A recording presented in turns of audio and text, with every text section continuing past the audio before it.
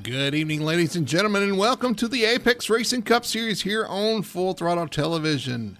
My name's Brady Hanna, and the booth beside me is Tony Solari. And Tony, we've got an exciting one tonight. We've got the start of the playoffs for the Apex Racing Cup Series here at Dover Motor Speedway. Yeah, we definitely do. The 1 of 10, and it looks mighty foggy out there on this concrete 1 miler. It sure I'm in does. the blimp and I can't see anything. Yeah, it's pretty foggy out there tonight. These guys going to be dealing with that all evening here as we race here at Dover. Looking forward to it, man. It's going to be a fun race. This is a challenging track for these drivers, and it's definitely going to be a challenge for several of our drivers tonight as they try to tackle this monster mile, they call it, Tony. These corners are high banked. The concrete is unforgiving, whether it be the outside wall or the track you're racing on. That concrete's going to get you. Yeah, well, the high banking, and I mean, there's even a lot of banking on the straightaways as well. And they always say it's Bristol on steroids, and it is a tire eater of a track. And we're going to have to see some guys really manage that tire wear tonight to get around here. And I used to love this track. For whatever reason, I cannot grip or grasp it anymore. So it's going to be tough for some of these guys tonight. Either you're gonna do really well here and have this thing dialed in, or you're going to struggle tonight. Yeah, there's going to be a lot of slipping and sliding around tonight here at Dover on this concrete surface for sure. Who will be the concrete master, we'll find out. But Tony, you have the big story here coming into the playoffs. This is the reset for the playoffs for this series. And we've got some players here. We're going to look at our playoff points here. CJ Gates comes in as after the reset as the leader. Braxton Ackridge right behind him. Alexich right behind him. The heat is on now as we enter this 10-race stretch for the playoffs. Well, yeah, I mean, we've seen a really great season, and I mean, obviously CJ Gates sitting at the top of the board there with his many wins that he's had. But yeah, the 11 and 5 are kind of hot on his heels. They've been kind of hot on his heels all season as well. Some of our other winners.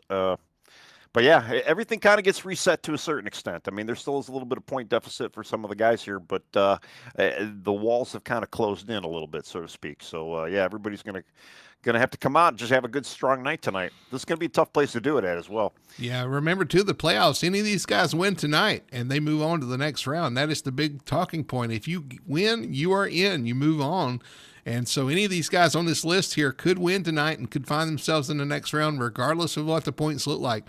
And I've got my eye on Thaddeus Friel. Those Toyotas have been really fast this year. We've seen it with Ackridge. We've seen it with CJ Gates and Trevor Dyer. Thaddeus Friel's kind of snuck up here recently. The last couple of weeks have been really quick, so we'll see if he can maybe be one of those guys to maybe win and knock some of these guys out of the playoffs early.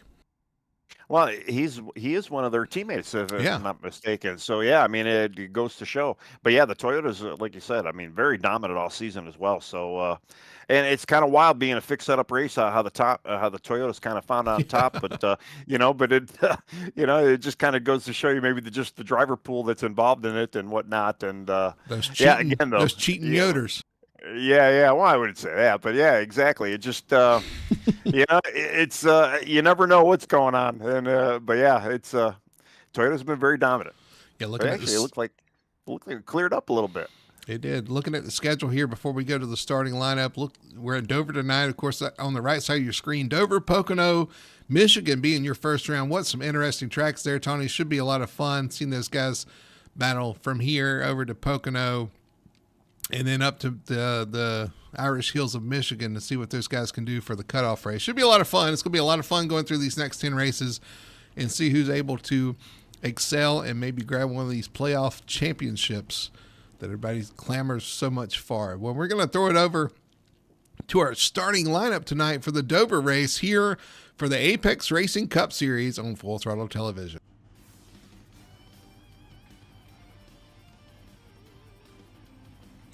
All right, on pole tonight. No surprise there. That 43 is fast in qualifying. And once again, he takes the pole here. Trevor Dyer going to lead him to green in the number 43 Toyota. His teammate CJ Gates going to start outside front row. The 42 going to lead the outside row to the green flag. Starting third, that's going to be Michael Childs, our first non-playoff driver. Childs is going to start from the third position in the number 6. Fourth spot's going to be that number 44, Thaddeus Frill, looking to make a name for himself in these playoffs, starts fourth spot. Fifth place is going to go to Matthew Ruddick in the number 7, and to his outside the 11, the guy you got to watch, Braxton Ackridge in that number 11 Toyota. Seventh spot going to go to Cody Pierce, another playoff driver, and to his outside is Ryan Floyd, starting in 8th. All right, starting 9th, we have Jacob Booth in car number 91. Then you have Michael Alexich, one of our playoff guys, car number 5 in spot 10. Matthew LaRiviere in spot 11 in car 77. Justin Young, car 13 in spot 12. James DeBose, 13th spot in car 17. Dalton Zuprina, car 71 in the 14th spot. Zachary Zakowski in the 15th spot in car number 40. Then you have car 45, Travis Burton in the 16th spot. Ian Perkins, 17th spot in car 48. Kyle Cortez, car 25 in the 18th spot. Jason Korn, 19th spot, car 23. And then Landon Rainey in our 20th car in the car number 24. So, yeah, it looks like they're getting extended a caution for one lap here, and which is kind of nice. I was kind of speeding through it thinking we were going green because it's only been a 1 miler, but we got a little extra lap here. Yeah, absolutely. Doing our last-minute checks here as well. Trying to get everything set up to see our lap count and everything else. 200 laps on tap tonight here at Dover. No stages, so nothing to worry about there, but they are 200 laps to the green, to the checkered flag. We'll see who can survive here tonight. Monster Mile. Tony, who do you have your eye on tonight? Oh, it's a tough one. I mean, I'm kind of partial to the 11. I see there's a lot of 11 guys out there. I'm going to go with Braxton, even though it does look like he did get a pit or a EOL start. So he's actually going to the back of the field. I'm thinking that might be his luck tonight, and I'm going to go with him. Yeah, he had some tough luck last week, looking to rebound tonight. I had some words with him, and he was definitely kind of dejected the way things went last week, looking to rebound. I am going to go with, you know what, we talked about him at the beginning. I'm going to stick with him. The 44, Thaddeus Frill. I think that 44 finally steps up and maybe gets a win here and wins his way into the next round of the playoffs. I'm going to go out on a limb there. He's fast, though. He's, what, fourth spot? Yeah, qualifying? he's in fourth right now, yeah. All right. Fourth spot, 44. I mean, maybe the numbers are lining up. True. Very true. I like it. I like your thought process here. Well, the pace car is going to peel off. We're going to get green flag racing here at Dover as they come around through turn 4, looking for that restart zone, looking for the green flag. Who is going to lead lap 1? We're about to find out as they come off turn 4. Green flag flies and a big jump for the 42, but we got issues back here behind them. It looks like I almost even hate to say it. No. 44, I think the 44 just got a little loose on restart there and kind of jazzed. And we do have a caution. We do have a caution. So, man, I don't think he actually had any. He spun into the wall, but there was a lot of action even behind him that wasn't even involved in him. Looks like a couple guys spun on that start. And for your guy, starting on pit road, avoiding the calamity on the first of the lap here. I think he started. Yeah, I think he started towards the end of the field, but yeah, still. All right. Well, let's re-rack them and look again here and see what happened on this restart with the 44 of Thaddeus Frill. Oh, there's chaos behind him. Oh my goodness.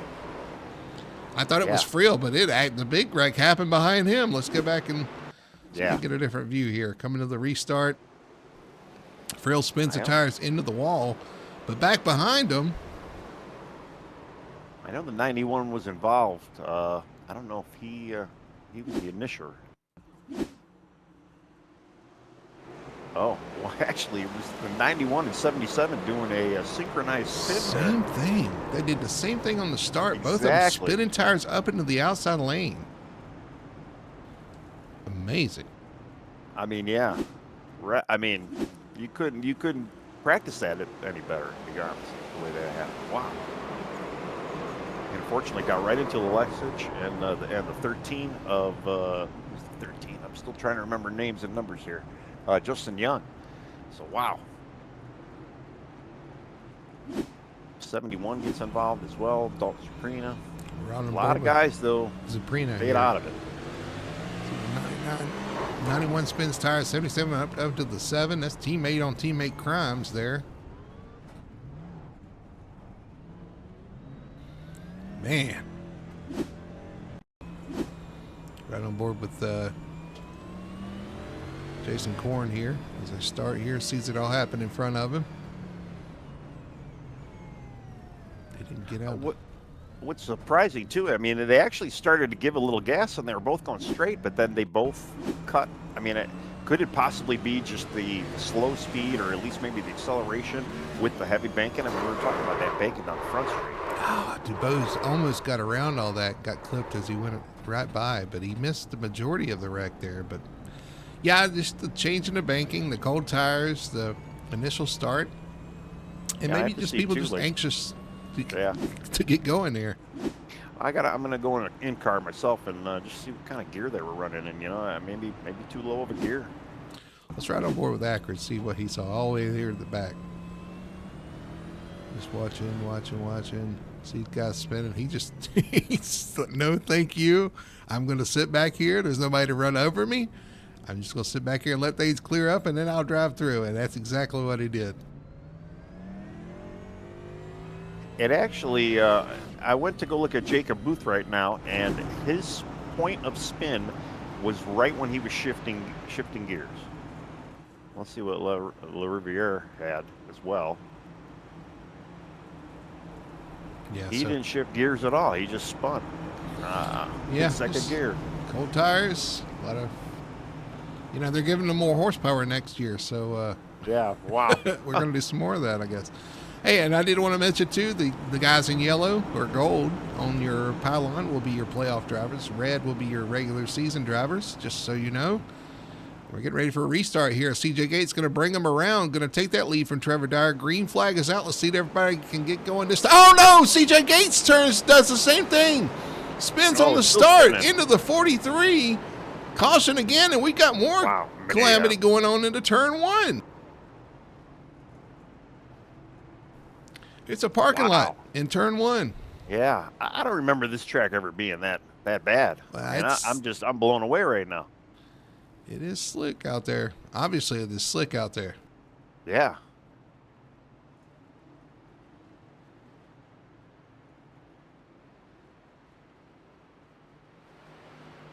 I mean, third gear starts. I mean, a lot of guys are able to get through it, but yeah, a couple guys just having some issues. Although it looked like a lot of guys were kind of avoiding it. They were able to stay off of CJ Gates, but then it looked like, I believe, the 25 just got loose. Let's go back. Kind of what we had seen. Wow. Watch this again as we saw some more carnage happen on this start. Started with CJ Gates up front. Our leader on the restart spins his tires and does the same thing the other guys did before. Gets going and it just spins and spins right into the 43. Another teammate on teammate situation. Wow. And then farther forward, there was some more stuff happened after the start-finish line. So watching the 5 Alexis here. Oh, the white car kind of got into a car on his outside there. Who got into the 5? Who's that white car? A lot of guys were trying to look here right now. Is it? It was Le Riviere again.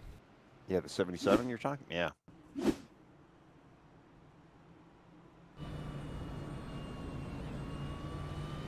A lot of that was just avoidance of the 42 of CJ, and well, actually, no, yeah, he got a little help from the 40 there, because the 40 got a little help from the 25.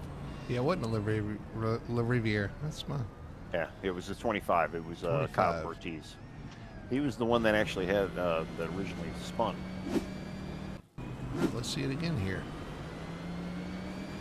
Ortiz in 25, one of your playoff drivers, obviously, with that gold number plate. Oh, he goes to avoid the car in front of him, and when he turns right, the car just sets right. And yeah. Well, we rack him and stack him, and unfortunately, Thaddeus Friel, I had heard he had irreparable damage. He's out for the night.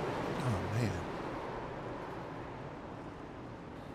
Commentator curse. Yeah, I need to quit talking about people, I guess. Well, we're both guilty of it. It's happened to me many times as well, and sometimes you just got to call what's on track, and it's a coincidence. It's really not a curse necessarily, but yeah, it does feel bad when it happens though, and it seems like it does happen way too often. We're on lap 7, and we yet to get through turn 2, and these restarts, man, are proven to be very treacherous. A lot of tire spin, easy to spin your tires. The banking on the track can be an issue. The concrete surface can be slick. It's a tough one out there. Yeah, I mean, to me, it would be a third gear start, and just, I got to give kudos to the guys who haven't spun yet either. If nothing else, maybe they're able to save some tires, maybe even save a set in the pit, because a lot of guys are pitting now too, and probably grabbing a new set for themselves, and that reduces one set. And we still got 190 laps to go here, so I mean, there's a lot of racing left. All right, they're going to get in the restart zone once more. Let's see if we can get these cars up to speed without spinning those tires. Through 3 and 4, the 43 of Dyer leads them down. Green flag flies. It looks like we are away. So far, so good, as this guy's starting to wiggle behind them still. But we are away and off into turn 1. Yeah, we're good. We're racing now. Off turn 2. Down the backstretch they come. Race is on for second as Trevor Dyer's kind of stepped out to a lead here. Matthew Ruddick trying to hold off Ryan Floyd. Here comes Ryan to the inside, though, to take second. Actually, I think he's fighting third right now, is he not? Yeah, it was a battle for third. Matthew Ruddick, though, is really hot in the heels of Trevor Dyer up front. That's true. We missed Ruddick slipping away there. He's inching in on the 43 here. Kind of looking at Michael Childs. I mean, if you remember, Michael Childs won our opening race here at Daytona, and he was running the high side. That's why we gave him the Wild Child name, and he's out here running third right now, looking pretty sharp. Yeah, Child's looking good right now. That's 6 RFK Racing Ford. They've kind of bunched up behind him. And Ryan Floyd, Travis Burton, Cody Pierce, and Moore go to battling here for the 4th spot. And more is the understatement. Yeah, it looks like half the field is in that. I don't even know if you'd want to call it second pack, but yeah, the gaggle behind them right now. They are all over each other right now.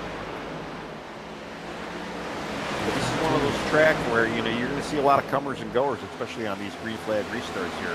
And that's what I'm seeing. I'm seeing a lot of guys kind of just fall onto the back. I think they know this track really eats tires. Yeah, the 84 going the wrong direction a little bit here. Yeah. And I think he's doing the same thing. He's like, I want to save a little bit here. Some of these guys punching their way to the front. Yeah, it's going to, green flag run, if we can get a fuel run here, you're going to be begging for tires. But you got to remember, too, I think some of these guys, even the guys running up front, Ruddick, Dyer, they have a little damage themselves after the first couple of restarts. I know Ruddick, we saw the 7 get into the 77. The 43 was hit by the 42, his teammate. And we saw, I think we even saw, did we see the 6 involved in anything? Or did he may have snuck by? Yeah, I think Michael has actually snuck by a lot of that incident. So, yeah, a few guys out there really don't have any issues. But, again, to me, at this track, it's kind of like a Bristol. Bristol eats tires as well, but not as bad as Dover does, from my experience. You just want to save as much as you can. He may have snuck by, but he's starting to sneak into our battle for the lead here as he's caught up to Matthew Ruddick now, looking to get that second place away. And Ruddick actually sticking with the 43 pretty well as well. As you see Ruddick running the top side, trying to get that momentum off the top. Well, yeah, you definitely can run a couple different lanes here. Even Childs right now, he's about 2 lanes up off the apron and just trying to make that arc work. And look at that run he's getting out of the back straight. Wow. He really closed in. He is right on the bumper of Ruddick right now. Yeah, Ruddick's closed in on the 43 as well. We got a proper battle for the lead, a 3-way battle for the lead here coming off 4. The way Childs is going right now, he's going to have this lead another 5 laps. All over the bumper. Ruddick just kind of... not necessarily blocking him, but running in his line right now. So switch from offense to defense. You see him fall off the 43 just a little bit, running that lower line. And as I say that, he proves me wrong and runs up on him in the middle of the corner. Well, I think he found a little bit of something where Michael Childs was running. He may have. Michael just needs another lap or two to kind of rewind because he had a run here, and comes that run. Yeah, the 7 kind of had an issue off turn 2 there. Had to check up a little bit. Here comes Childs to the outside. Reddick on the inside. And I think one thing that the 43 does so well leading these races is I think he manages his pace off of the driver behind him. So he only runs just hard enough to stay in front of the driver in front of him. He allows him to save tires, and then when they burn their tires up trying to chase him, he just kind of continues on. I think we see that week in, week out. And so when he's up front, he's deadly because of that. But put him behind the 8 ball. We saw him at Charlotte, too, make some pretty aggressive moves trying to get back to the front once he was put behind the 8 ball. So you're going to have to put pressure on the 43 to beat him. You're going to have to put him in a situation where he's going to have to push to try to get back to the front to really affect his race, I believe. Yeah, no, I 100% agree because we've seen him in the past. I mean, he's dominated, led a lot of laps, and he really hasn't. Oh, here comes the 6. Yeah, here comes Childs. To the inside, 7 had, I think he touched the apron again, had a little issue. 3 and 4, that opens the door for Childs to the inside. Michael Childs going to take that position, or is he? Here comes the 7, using that outside lane to get that momentum off the corner. And here comes Travis Burton right behind him. So we got another guy added to the picture here. Yeah, Burton's starting to close in on these guys as well. All right, Childs does get by, though. They didn't work on the bottom lane, too, as well. So, moving along. Childs up to 2nd. Reddick back to 3rd. 4th is Burton. All this happening behind Trevor Dyer as they head down the back. Well, I don't even want to say the numbers of the cars in 2nd and 3rd right now, but I'm just curious to know how long. I'm just curious to know how long these guys are going to be able to maintain this pace. I mean, we already talked about Trevor Dyer up there, but these guys have both kind of, been moving and grooving here. I wonder how long the 43 is going to be able to maintain the lead. Here comes the 6 of Childs, putting pressure right on him. He's right on the back bumper of the 43. When will this happen here? And also the 45 of Travis Burton. We've seen he's been quick too. He's back there lurking on the 7, on the back of the 7, but the 6 starting to move around, look for a way around this 43. Yeah, and I'm kind of going back through the field too, just trying to see where we're at. I mean, Cody Pierce sitting in 5th right now, kind of on his own island. Ian Perkins, Michael Alexich right now in a 2-car, kind of just right around, it looks like, in 6th and 7th. A lot of guys, we're just very much spread out, and basically everybody else going through the field. And you almost wonder, some guys I'm looking at, even like Braxton Ackridge, started to the back. Got a pass for the lead happening here. It's the 6 looking to the outside of the 43, trying to make that outside work. The wild child, Michael Childs, trying to take the lead, and as you would expect, doing it on the outside. We got a pass for 3rd as well, as Travis Burton able to get around the 7 of Reddick, who had an issue off the corner. Oh, still tight racing for the lead, but of course this is going to happen all at the same time. Oh, yeah. And Travis Burton up to 3rd now. Yeah, he gets by him, but yeah, that battle for the lead's still up there. There he goes, the 6. Michael Childs to the front, takes the lead over the 43 of Trevor Dyer. Could not hang on. So Childs using that top side with that momentum, able to make the pass for the lead. I guess we're going to have to see what kind of a car Trevor's got. I mean, again, if, you can still go out there, cut some good laps, and still save a little bit. And, Trevor might have just said, all right, I ain't going to fight him too much. I'm just going to let him go. And we'll see where it takes him in the long run. Childs, one of our non-playoff drivers tonight, out here just to make its statement, get a win, make a statement, said I should have been in the playoffs. That's what he's doing right now as he leads the pack. I mean, yeah, you steal a guaranteed spot from one of these guys. I mean, you could definitely help your team out. Maybe, settle a score if there is a score to settle. You never know. That being the 17 of DuBose being his teammate, who is in the playoffs. Looking for the 17. Where's he at right now? Yeah, he's in the 16th spot. He's a lap down, just hanging out behind Braxton Ackridge right now. CJ Gates also a lap down. Yeah, he right now is our lucky dog recipient. If we do get a yellow. And I'm trying to see too what the difference between the two of them are, because we actually have 3 guys on only a 1 lap deficit right now, and the 3rd guy is Zachary Sikorsky. And all 3 of them are pretty much spread out, so really no lucky dog battle going on. On board with the 45 of Travis Burton, trying to chase down the 43 Trevor Dyer. A couple of Toyotas battling here. Michael Childs has sprinted away from this group though. But I tell you what, Travis Burton is coming too. He's fast. He was fast the last couple of weeks, and he shows it again tonight as he's run through the pack here, up 13 spots, up to third spot. And it doesn't look like he's done either. He's closing in on the 43. Yeah, he's slowly kind of inching away at him. Again, I'm just, I'm wondering too. I mean, yeah, you had about, 7 or 8 caution laps where there was minimal tire wear. And you got to wonder too, did 45 maybe go and hit a pit? I don't think Childs did, but, you almost wonder if some of these guys maybe still grabbed a freshie set. And no. I don't know, just neither. No.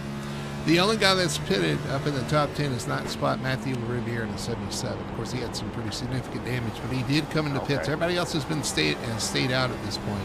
So even fixing damage, Trevor Dyer did not come in. He may have some damage he needs to repair. Might be slowing him down a little bit. Some of these other guys that did not pit, the 7 of Ruddick, may have some damage he needs to fix as well. So, yeah, even Alexich. We saw Alexich around a couple times. He did not pit, and he's in 7th spot. Wow, and we know he for sure has some damage. I've seen him around at least twice, I want to say. So a couple quick cautions here. Now we've kind of spread out a little bit here. Started this race underway. 33 laps complete, 33 in the book, and 167 to go here at Dover. And I'm not exactly sure what the fuel run is, but I would imagine they could at least split this in half. Where it's only a one-stop race. I can't imagine. They can't hit 100 laps. I mean, only being a 1 mile track. So I'd imagine they'd be able to get this done in one stop. Can the tires last 100 laps? I mean, that would be my question. Yeah, that is going to be the question. We'll see how these guys manage their tires. Michael Childs out to almost a 2-second lead. Now is a 2-second lead over Trevor Dyer in the 43. So that clean air working well for him. We got a battle for... I thought we had a battle. I thought we saw a flip, but maybe not. For 4th or 5th, but everybody's kind of spread out now, finding a place to run and trying to get some laps under their books. Tell you what, the 45 still hanging, getting ever so closer, just inching in on that 43 Trevor Dyer. Yeah, I'm pretty impressed with Michael Childs right now. I mean, he's at 2 seconds already, and that happened in not too few laps either. He was able to kind of get that done. Again, I'm just curious to know. I mean, we're almost at lap 40 here too. So I mean, I don't know. Maybe I was a little wrong on the tire wear, but I always remember this place really being a tire eater. Yeah, it's always been an issue. You see Ruddick glance off the wall there off turn 4. It's always been an issue. Tire wear has always been an issue for me here as well. Of course, tire wear in iRacing in general has been an issue for me pretty much everywhere. So not a surprise, but it does seem like it really eats the right front here. If you're not careful, you can really drive it into the corner and really eat that right front off. Yeah, it doesn't seem like Michael Childs is actually having that issue right now. I mean, he's still pulling away. He's almost at a 2.5 second deficit right now. So that either means Michael Childs really knows how to save that tire, or the other guys behind him just really chewed it off. An issue with Cody Pierce off the corner there. He's going to let Ian Perkins around. And Michael Alexich next up. Yeah, Pierce is off the pace. Something happened to Pierce there off the corner. I wonder if he smacked the wall there. Yeah, let me go back and see what actually did happen.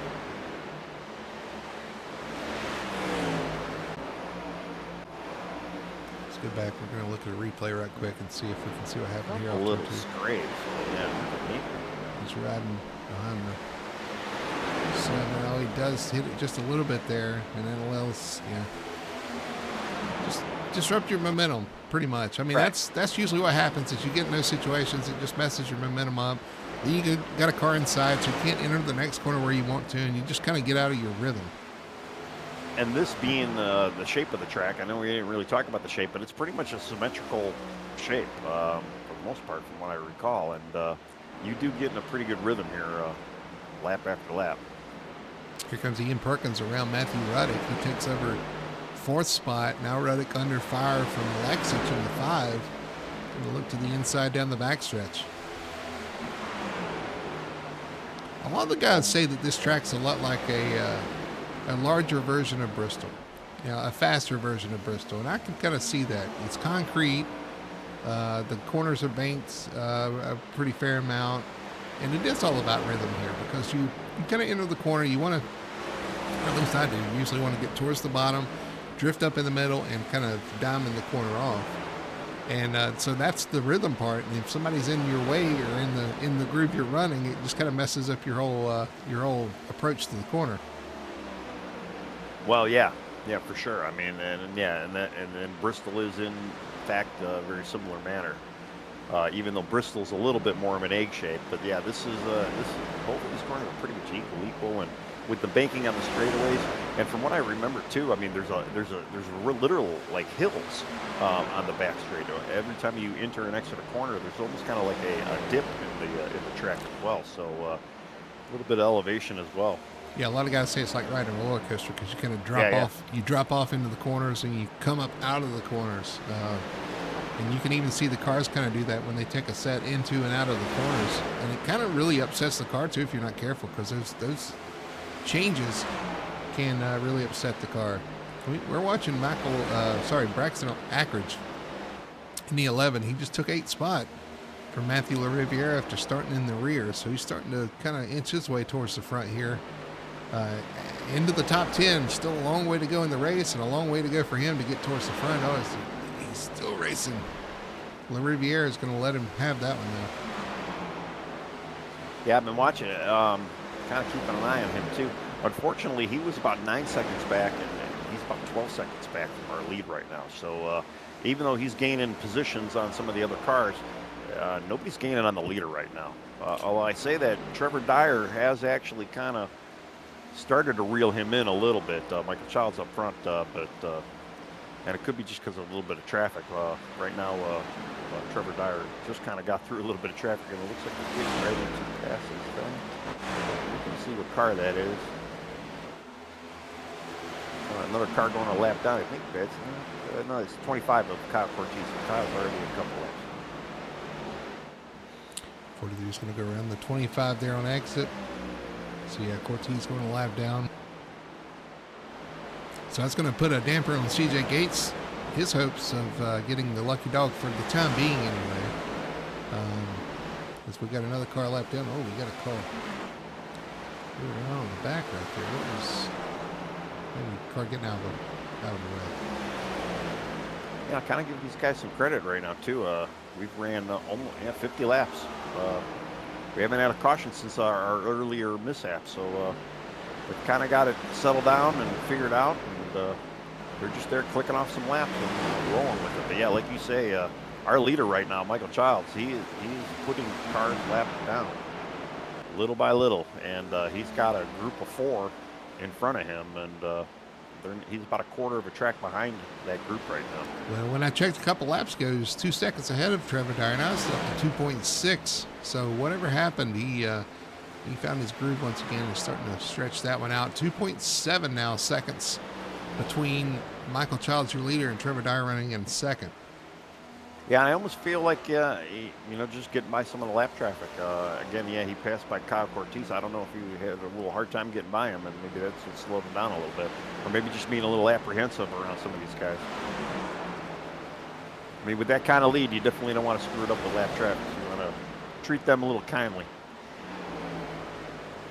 And Childs running that very top of the line, at least through the last couple times I've looked. We'll see what he does down here in turn 1. He goes down into turn 1 and right at the top. Around that top groove. Kind of dominating off the corner, coming to the bottom on the exit. So, yeah, I was just going to say, he's giving it that diamond you're that's pretty much it. It's working for him. Yeah. It is.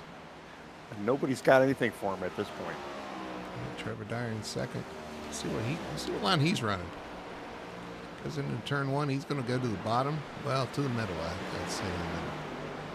He's still dominating on exit, bringing it down a little bit, but running that middle lane a little bit lower than the 6 car is. What about the 45? Running kind of where the 43 is as well. Must be a Toyota special. Yeah, that's the Toyota only line. You can only run that line if you're in a Toyota. I'm looking at Aletsich right now, sitting in 5th. In car 5, he is all over Ian Perkins right now. And it looks like he's going to get this past about another lap here. A couple of It's teammates. like Ian's going to give him. Yeah, Ian's giving him room. 48 is going to move over and let the 5 have that one. Like I said, a couple of teammates of 5 in the playoffs, 48 not in the playoffs. A couple of smart racing drivers right there, understanding the situation. 5 may be a little fast right now. Ian gives him plenty of room to get by there. Well, and I'm looking at lap times too, and if you remember the 5, he was in a little bit of a wreck earlier on. His last lap was a 24.23. Our leader was 24.29. So let's just run it a little bit quicker.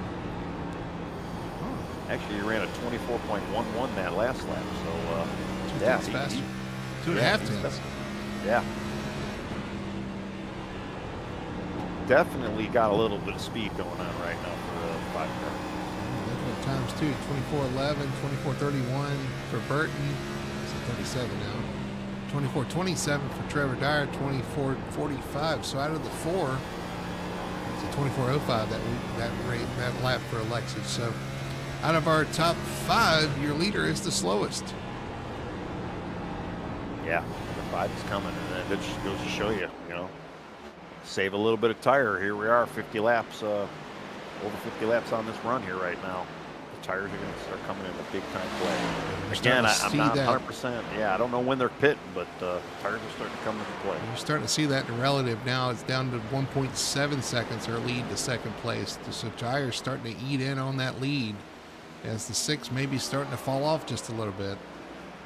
Well, somebody else that we had talked about started from the back of the pit, or back of the row, Braxton Ackridge in that 11 car. He is sitting in 6th right now. He's got a little bit of lap traffic in front of him.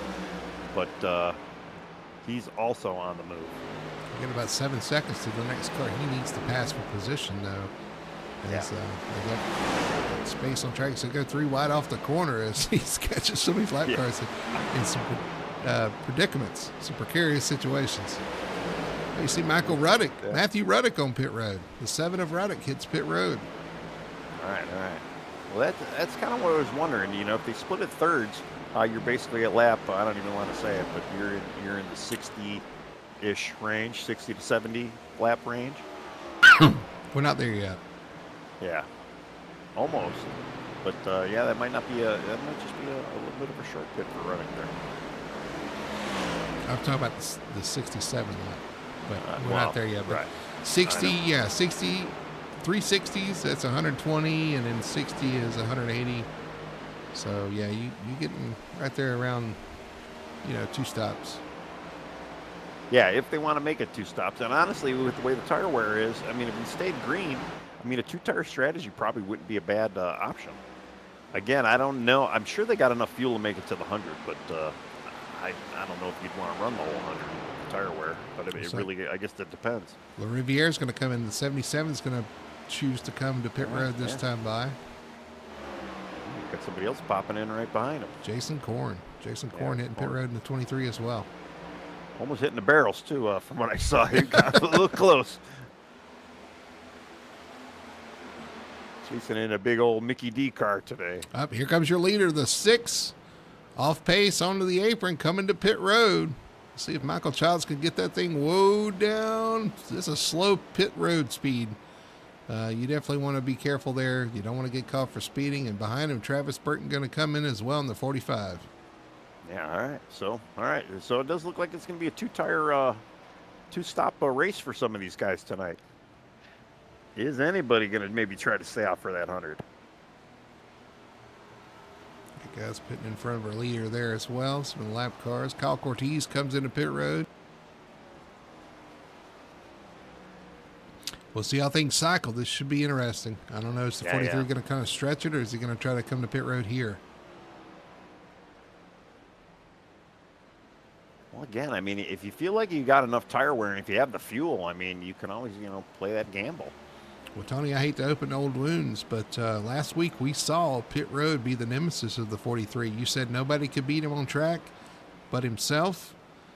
We saw issues on pit exit. it's got to be in the back of his mind here coming to pit road. This is one of the toughest pit roads to get to. This has got to be in the back of his mind of making a solid stop here.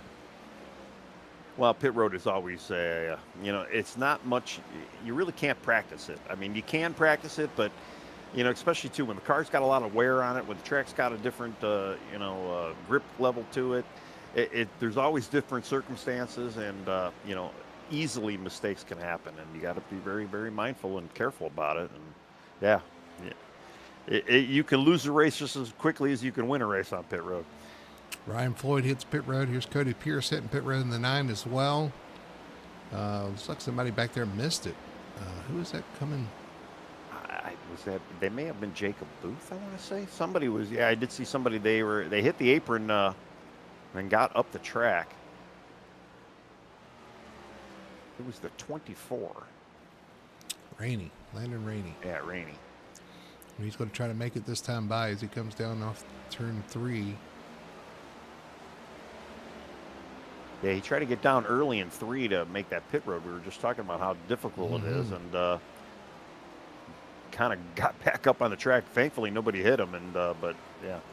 Dubose also hitting pit road. So James Dubose in the 17 already on pit road. Our leader's still out there. The 43 still making circles. Still doing circles out there on track. Well, yeah. If you look at 3 of our 4 guys that are still out there, and there's the 4 that are on the lead lap right now. 3 of them are actually playoff contenders. So I don't know. Again, it could be strategy. I mean, do they have another 29, 30 laps to go to split this race in half? I mean, granted, they may have saved a gallon or 2 just because of the pit road incidents and whatnot, or the earlier cautions. But I don't know. Like I said, I feel like they got the gas for sure. Do they want to gamble with the tire? That is something too. Just looking at our lap count, 71 in the book, so I have to go another 30 to make it to 200, or make it to 100. I mean, another 29. Yeah. Well, I know you got the cheat sheet for fuel mileage, but I mean, even without looking at the cheat sheet, I'm sure they can make 100 laps, right? Well, let me go look. I mean, you could do 65 laps on a mile and a half. And, you're carrying a lot more RPM and speed, I would imagine, at those tracks. Dover, it tells me they can do 81 laps. Really? That's kind of surprising, actually. 81 laps is what it says. How accurate that is, I don't know. The shifting and all this other stuff, I don't know. But it says it's around 81 laps, so we'll look to see if he can go 81 laps. It's only about 6 laps or 8 laps from now. Right. Yeah. I mean, again, they could be kind of holding off for that caution as well. Yeah. See if we got one. But, I mean, I don't know. Everybody looks pretty good out there right now. I mean, there's not a lot of battles either. So the track is completely littered with cars. I mean, there's like hardly any big gaps. Ackridge hits pit road. So Braxton Ackridge comes down to make his pit stop. He's giving up the ghost on this one. Makes me wonder that maybe that 81 lap could be truth. Well, we'll see in about 6 laps if it stays green whether or not he has to pit or not. There might be a little saving going on as well. Maybe go a little bit farther than that. But what it told me is 81 laps is the max. Well, the Lexich actually pitted as well, and yeah, he just did. Yeah, he was on exit, and I think he actually got a pit road penalty. I don't think he's pitted yet, has he? He's got major front. I mean, I'm looking at major front left front damage right now. The tire isn't even spinning. Let's go a lap before then. Yeah. Oh, yes, he had issues off turn 4. Let's back that up here. Oh, he caught a lap car at the inopportune. Oh, it's the 6. That was the 6 he got into. The 6 has an issue in front of him, and the 5 runs into him, and the 5 runs into the inside wall. Major damage for the 5 of Alexich. Wow. So he does come around in pit. Meanwhile, looks like Ian Perkins is on pit road as well, making his pit stop. Jacob Booth comes down.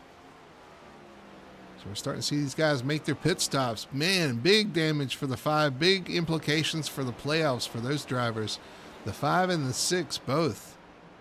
Yeah, and he was he was on a move, on a tear as well. I mean, wow, that's unfortunate. All right, CJ Gates hits pit road. Ian Perkins still sitting on pit road. Trevor Dyer yet to pit, but yeah, big implication. I said playoff implications for the 5. The 6, of course, not in the playoffs, but he was the leader before pit stops began, and the 5 was in contention as well. Trevor Dyer finally hitting pit road. Got a 2-lap advantage over everybody else. 79 laps. It's as far as he wanted to take it, at least. So he's going to come to pit road here. All right. Well, apparently, yeah, they cannot hit 100.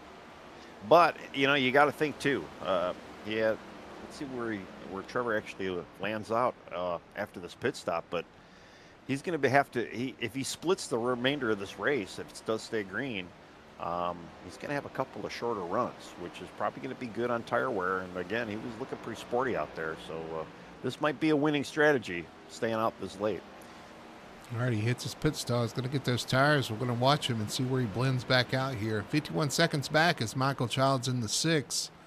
With that issue with the 5, though, that cost him some time. We'll see how much time as he comes off pit road. Here's the 43 exiting. Yeah, I'm watching Michael Childs right now, and he is crossing start-finish line as we speak. 3 seconds back, 2 seconds back. 43 still getting up to speed. There's Childs. Man. I think he might retain the lead here. So there's Childs, and right in front of him is not right in front of him. Yeah, the 43 out there in front of him. Good distance ahead of him, so he's going to maintain the lead here. And he's got the freshest tires out of everybody right now. Wow. That's showing some speed there. I mean, yeah, he must have been saving a little bit. I mean, we know the 6 had that little incident that probably slowed him down. I mean, that would have probably equalized him otherwise. But man, the 43, he was out there. Not only did he run the most laps out of everybody, but he was saving. Well, and the thing too is the 6 had those issues with the 5, so that's going to cost him a little bit as well. It's going to cost him a good bit of time.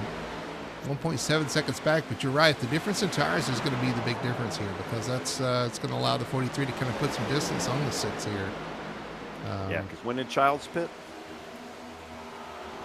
Childs pitted on lap 64, and Dyer pitted on lap 80. Yeah, so it's almost 15 lap advantage there. Tire.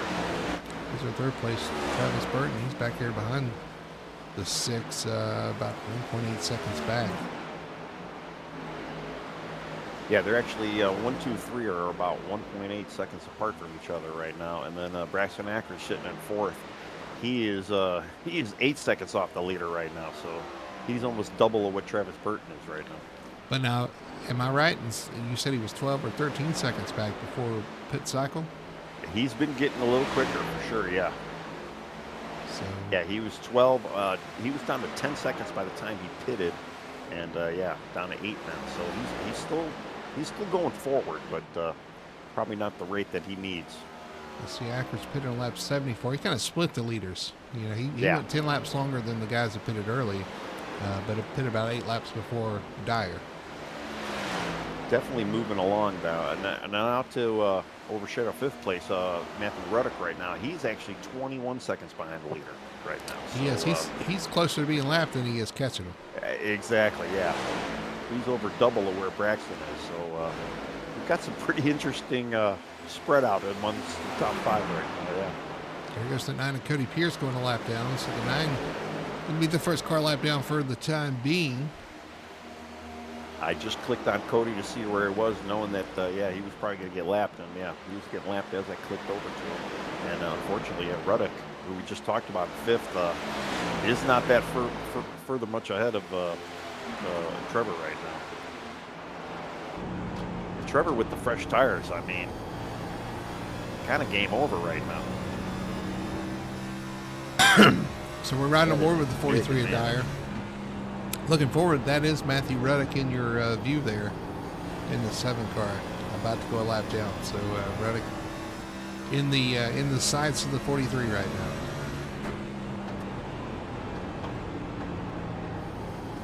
Well, I know a lot of the field right now, they need a caution. The person that does not want to see that caution is obviously that 43. And I'm going to say it again, we said it last week.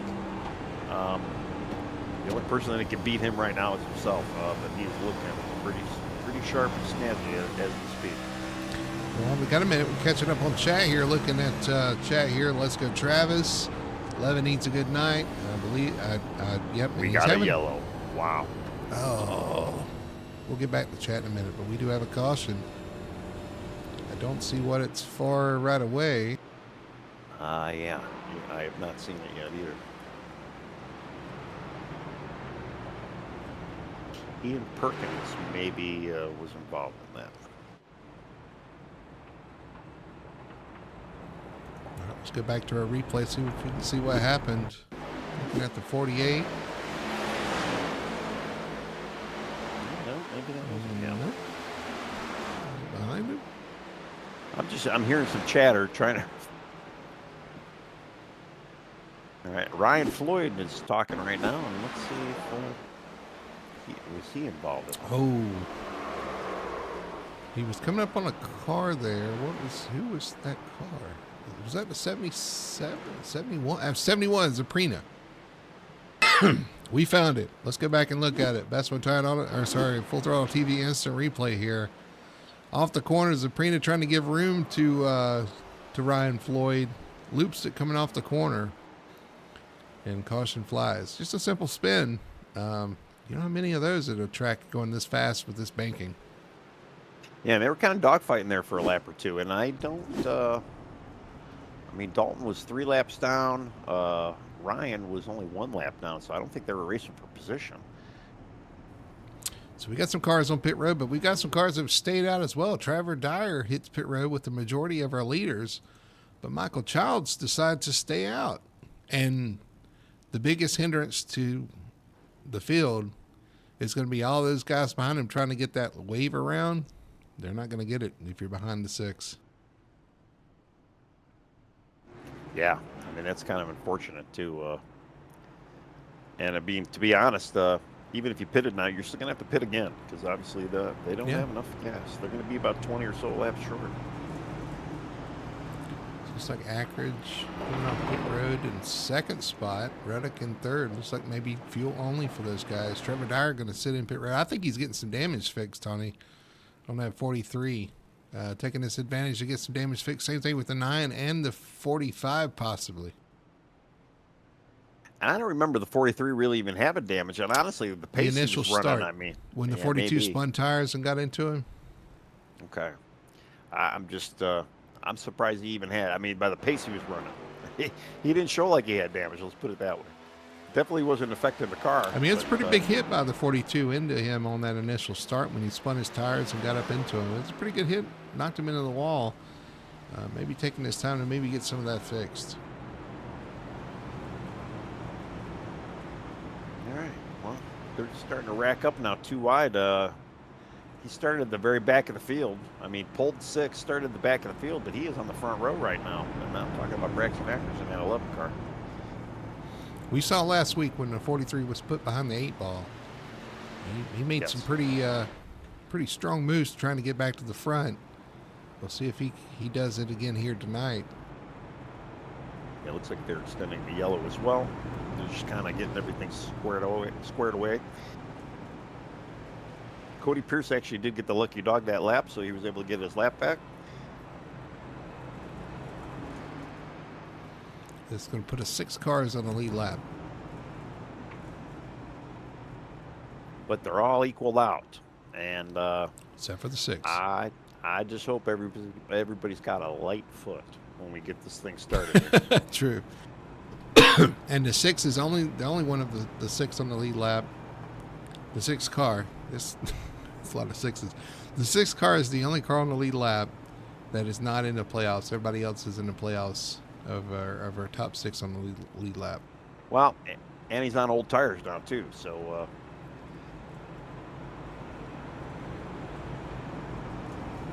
yes, he is. Let's see how long. Yeah, let's see how long that's going to last. I mean, we do know that clean air is king around here, and obviously the guys who had the lead, they've been able to really pull away a bit. But yeah, we'll see. Klingons are king. Is that what you said? Yeah, yeah, Klingons are king. Clean Klingons. Well, I was going to get back to chat. Are we going to? We'll get that in a Well, minute. pace car lights are off. Got some Hendrick cars, calls, Ackridge to the back with a penalty. Yes, he's rebounded pretty nicely here, sitting in second as we get ready for the restart. Pace car is going to peel off. It's going to be Michael Childs with those older tires on the front row. Hopefully he babies those up to speed as Ackridge on the outside, Dyer, Ruddick, Burton, and Pierce, your top 6 on the lead lap. They enter the restart zone. Getting ready for the green flag. There is the green flag, and we are off and racing. A little bit of pinball going on out there with some of these cars, but no spins, so they're off. All right. There goes the 11. Takes the lead early on. Around the outside, going to take the lead over the 6 of Childs. Ruddick in third. Travis Burton currently in fourth, but here comes that 43. I was going to say, yeah, watch out for that Trevor Dyer in that 43 right now. He's kind of behind the clean air right now. Not really in it, but he's looking for it. And here he goes. He's up to third already. Goes around the 7 of Ruddick. 43 to the third spot. So Michael Childs starting to try to close back in on this 11 of Ackridge. But those old tires still hanging pretty tough right there in second. Well, I mean, obviously the 43 was safe. Even being out in front, he was kind of safe. The 11, you could tell. I mean, he was saving too. He kind of dropped back, and he started from the back, but he was kind of hanging back there. Was starting to kind of move through the field now. Now that both of them are back up in front again here, how much saving do you think is really going on? Can you still go forward and save? I mean, we know the 43 can do it. Can Braxton do it? He's got the clean air, though, to help him right now. Yeah, he doesn't need to save as much now because they don't have to go as far on this run to split it in half. Here comes the 43 Dyer underneath the 6. Ooh, 6 gets a little tight up the wall there. A little contact, no foul. We're going to drive it in the corner and take that second spot. So he's going to move up to second. Trevor Dyer. Michael Childs back to third. Ruddick in fourth. With Burton right on his tail. Yeah, I thought I saw Matthew tap the wall a couple times, especially on some cold tires here. See how long he can stay in front of the 45. 45, he looks like he's on a mission right now. He's making it low. He's making his move. Here comes 45 looking inside of the 7 of Ruddick. Can't get it done off turn 4, though. Going to fall back in line. Yeah, you can see he got a little tight and kind of lifted a little bit. Let it go. He's like, I'm going to fight another lap here. Let me regain myself. You really got to race the track here, I'll tell you. Heck of a battle going on behind him with some lap cars here. This is the gaggle we talk about. Corn, Rainey, some other guys. The 77 in that as well. Well, you got the 77, 84 right now, and 24 right now. They're all in that group, and they are racing for a lucky dog. Oh, we got an issue. We got issues up front. Michael Childs into the leaders. The 11 has an issue. The 45 involved. Oh, my goodness.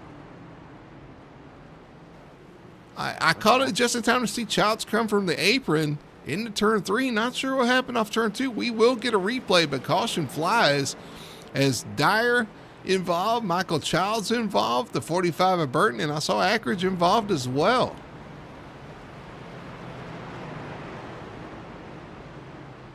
Wow. Yeah, when you go back, 43 is looking underneath the 11. All right, let's go back and look and see what happened here on our replay here. Off of turn. Oh, 43 already having issues with the 11. Oh, my goodness. So we need to back it up and see what happened to the 43. Because our replay shows a little late here. Coming off turn. And this is the two lines merged together on the exit. 43 up, 11 down. Contact with the 11 into 43. 43 hard to the inside wall. Tries to hang on to it. Meanwhile, the 11 is slow up front. And the 6 of Childs goes to miss it. Goes down on the apron. We'll show this part of the replay. 43's down on the apron. Here comes the 6 to avoid the 11. And who was that on his outside? Was that the 45? No, it was the 7, wasn't it? Yeah. All right, let's watch 7 going on into the corner. They both split him. The 6 goes low, and unfortunately, 6 washes up high and collects the 7 and collects the 45.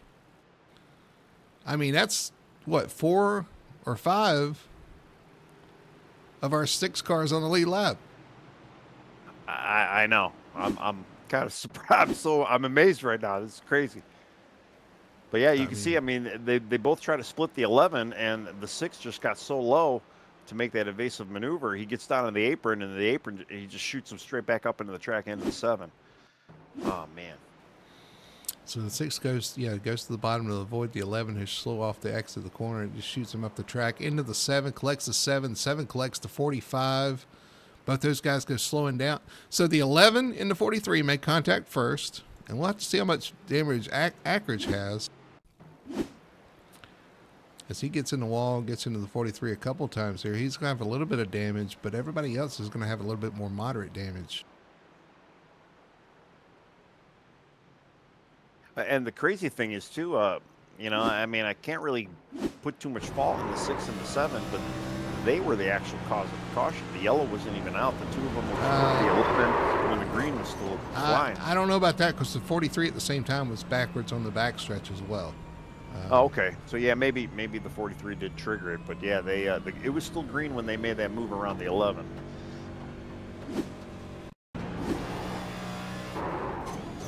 Wow. The 11, not too much. I don't think he got.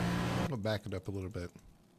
He looked kind of clean. Yeah, he didn't look like he had contact with the 43 on exit and touches the wall right there. Actually, it's not bad hit. And then the 6 goes in and cleans out the 7, who cleans out the 45. So you got the 43 out. I don't know if he's out, but he's got some serious damage. You got the 45 with some moderate damage, 6 with some pretty good damage. Ackridge probably pretty clean. The 7 is going to have some damage to fix as well, although I think he's stayed out here too. So, boy, I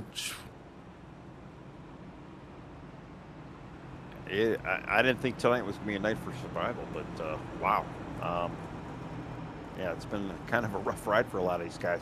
And I don't know if there's anybody out there that actually has a clean car, to be quite honest with you. I think everybody's got at least one incident point tonight. Somebody said the 6 has built submarines, I think, on his car, and that was a torpedo into turn 3. Right, that's right.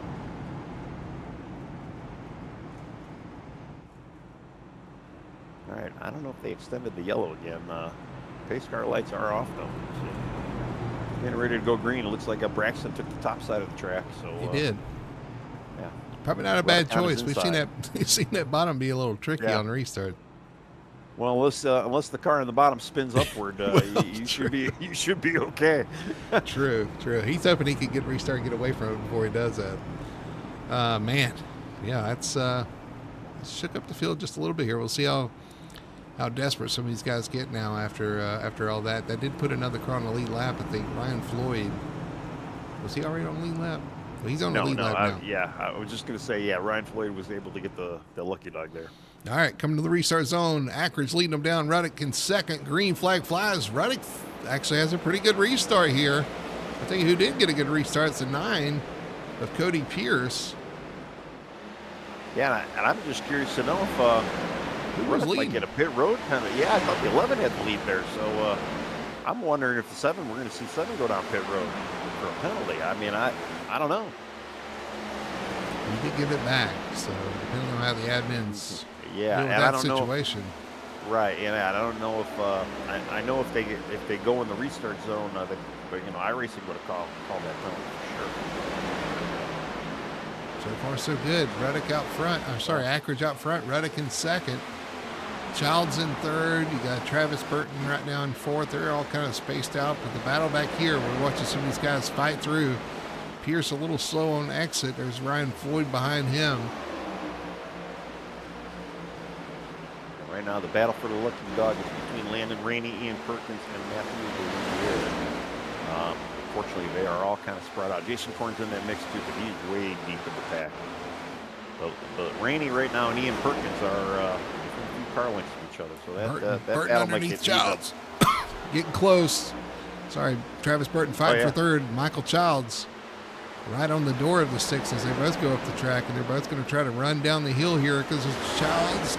Oh, just so close there. So hard to make that turn down the track and leave room.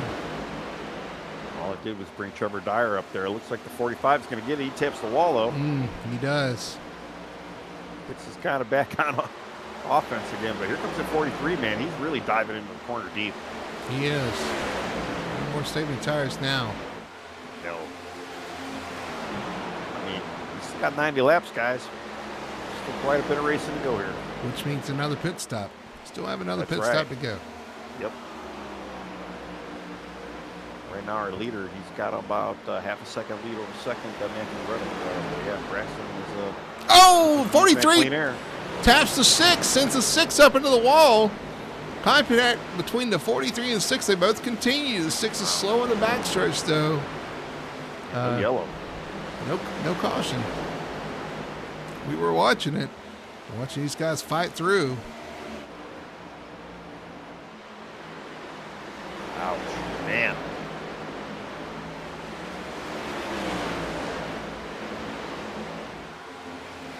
We talked about the patience. Like you said, 90 laps to go, still plenty of time to make these passes happen. Just got to be patient, and it's easy to lose your head out there, especially after accidents happen, racing, and kind of get frustrated, maybe kind of overdrive your car a little bit. Stop leaving as much room as you had all race. It's easy to do. Well, I talked about this in yesterday's broadcast. I know probably a lot of you guys out there watching probably didn't hear it, but this is the chill point of the race where you still got a stop left to go. You want to just click off these laps and get there to that final stop, and that's when you go. And with only 7 cars on the lead lap right now, you're still in that lead group. You're not really losing too much points, and if you're fighting for that championship right now, this is a good night to capitalize on some guys who've had some really bad misfortunes tonight. Yeah, Ackridge. Gotta think smart. Ackridge has gotten really lucky in a couple of these situations tonight.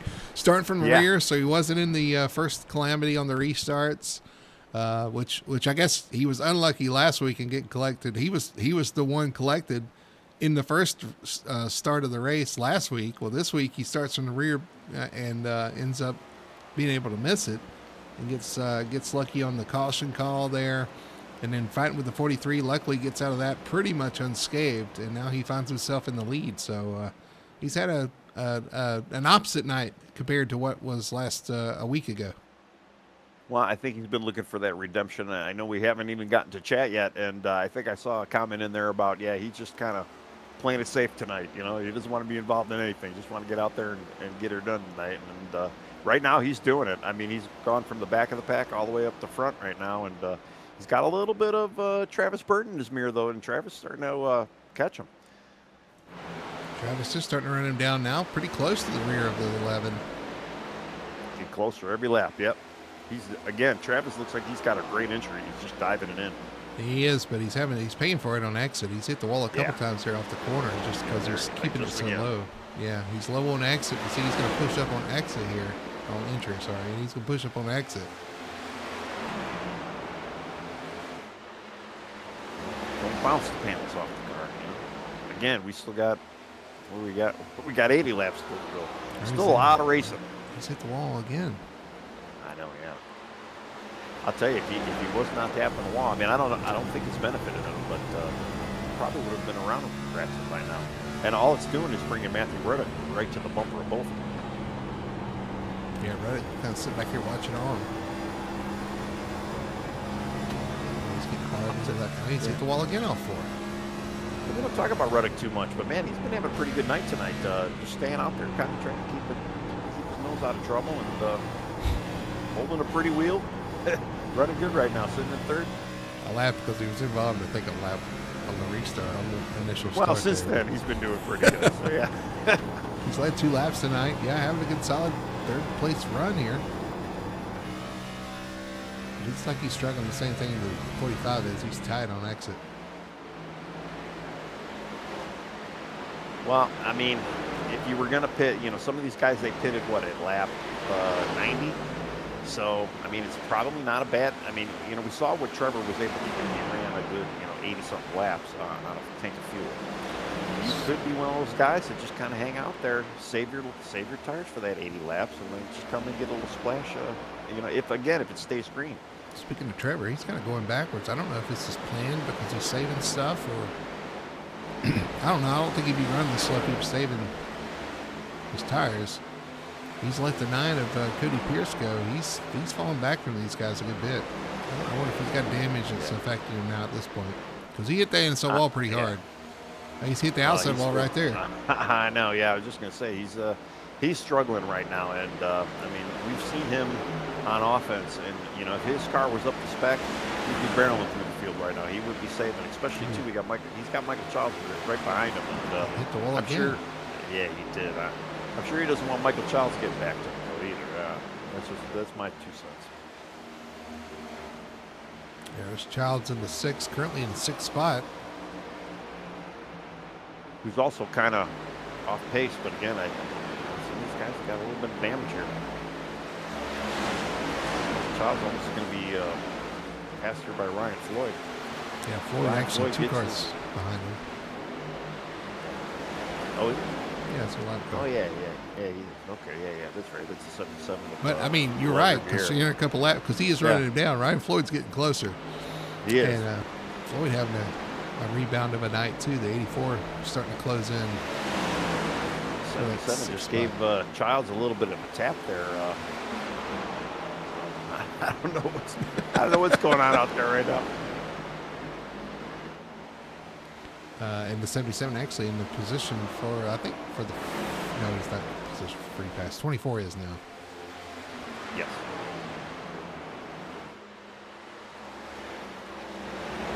All right, 11 Ackridge starting to kind of stretch it out over Burton now. Burton in the wall again off turn 4. I think he is really struggling off the corners, and I think it's got to do with his entry. He's moved to the top now. Let's see if he can rectify that issue. Well, I think we saw him diving into an entry so much. I think it's kind of starting to, hurt him right now. Maybe hurt his tires here. Yeah. 74 laps to go, and the pit stop's still left to go as well for these guys here at Dover. I'll tell you, the biggest race I'm looking at right now is the 24 and 48, the 2 teammates, and they're both battling for that lucky dog if it should come out, but they're nose to tail right now, sitting in 9th and 10th, 8th and 9th right now. 8th and 9th spot. Playing nice with each other, but I'm sure one of them wants to get that lucky dog if the caution comes out. Well, don't wreck each other and be the caution, and neither one of you get it. Well, yeah. Matthew the Riviere has just entered chat. Yeah, he's like, yeah, you guys can do that. Yeah, right.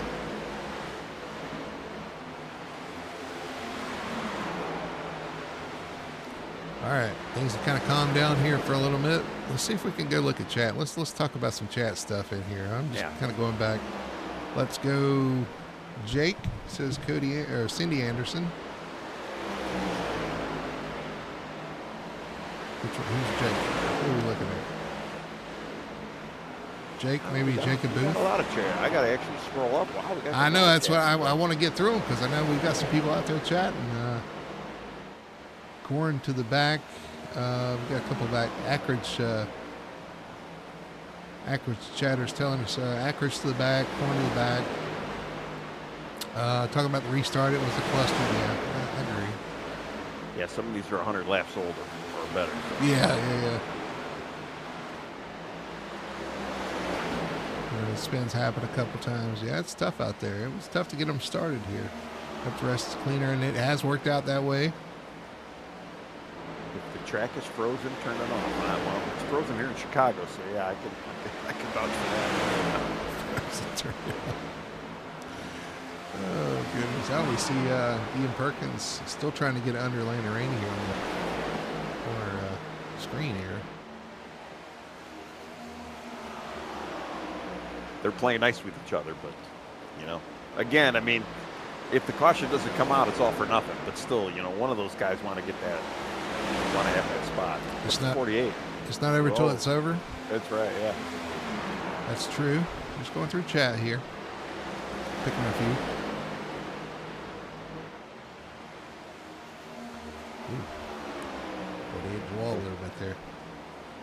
And yeah, KBG says the whole race has changed. And yeah, it absolutely has where we were in the beginning. Sorry, it was closer to 24-48 right there. All right, he's going to let him go. All right, so Ian, I thought he was going to let him go. Maybe not. Yeah, he's going to let him go. 48 around the 24 for the lucky dog. Oh, but he puts the 40s right there, and the 24 goes back around.